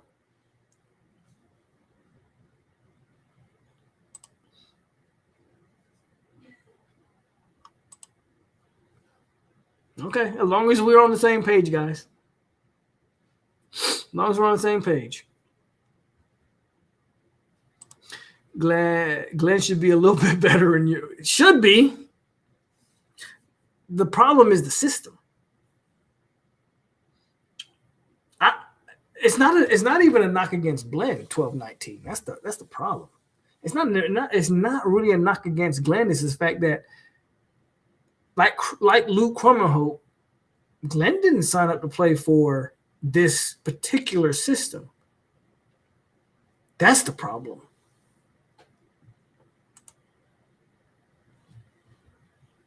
It's a wrap. Unless somebody in the chat can convince me otherwise.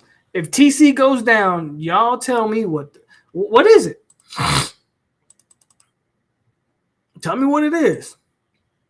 So I don't got answers for you.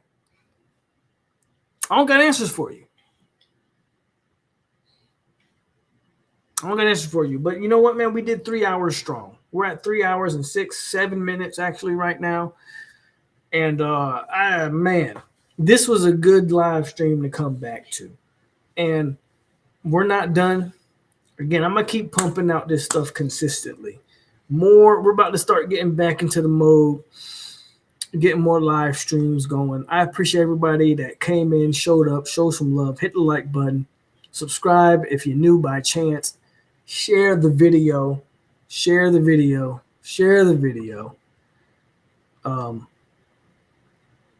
Yeah, man. We just went over the entire roster for the most part, player by player.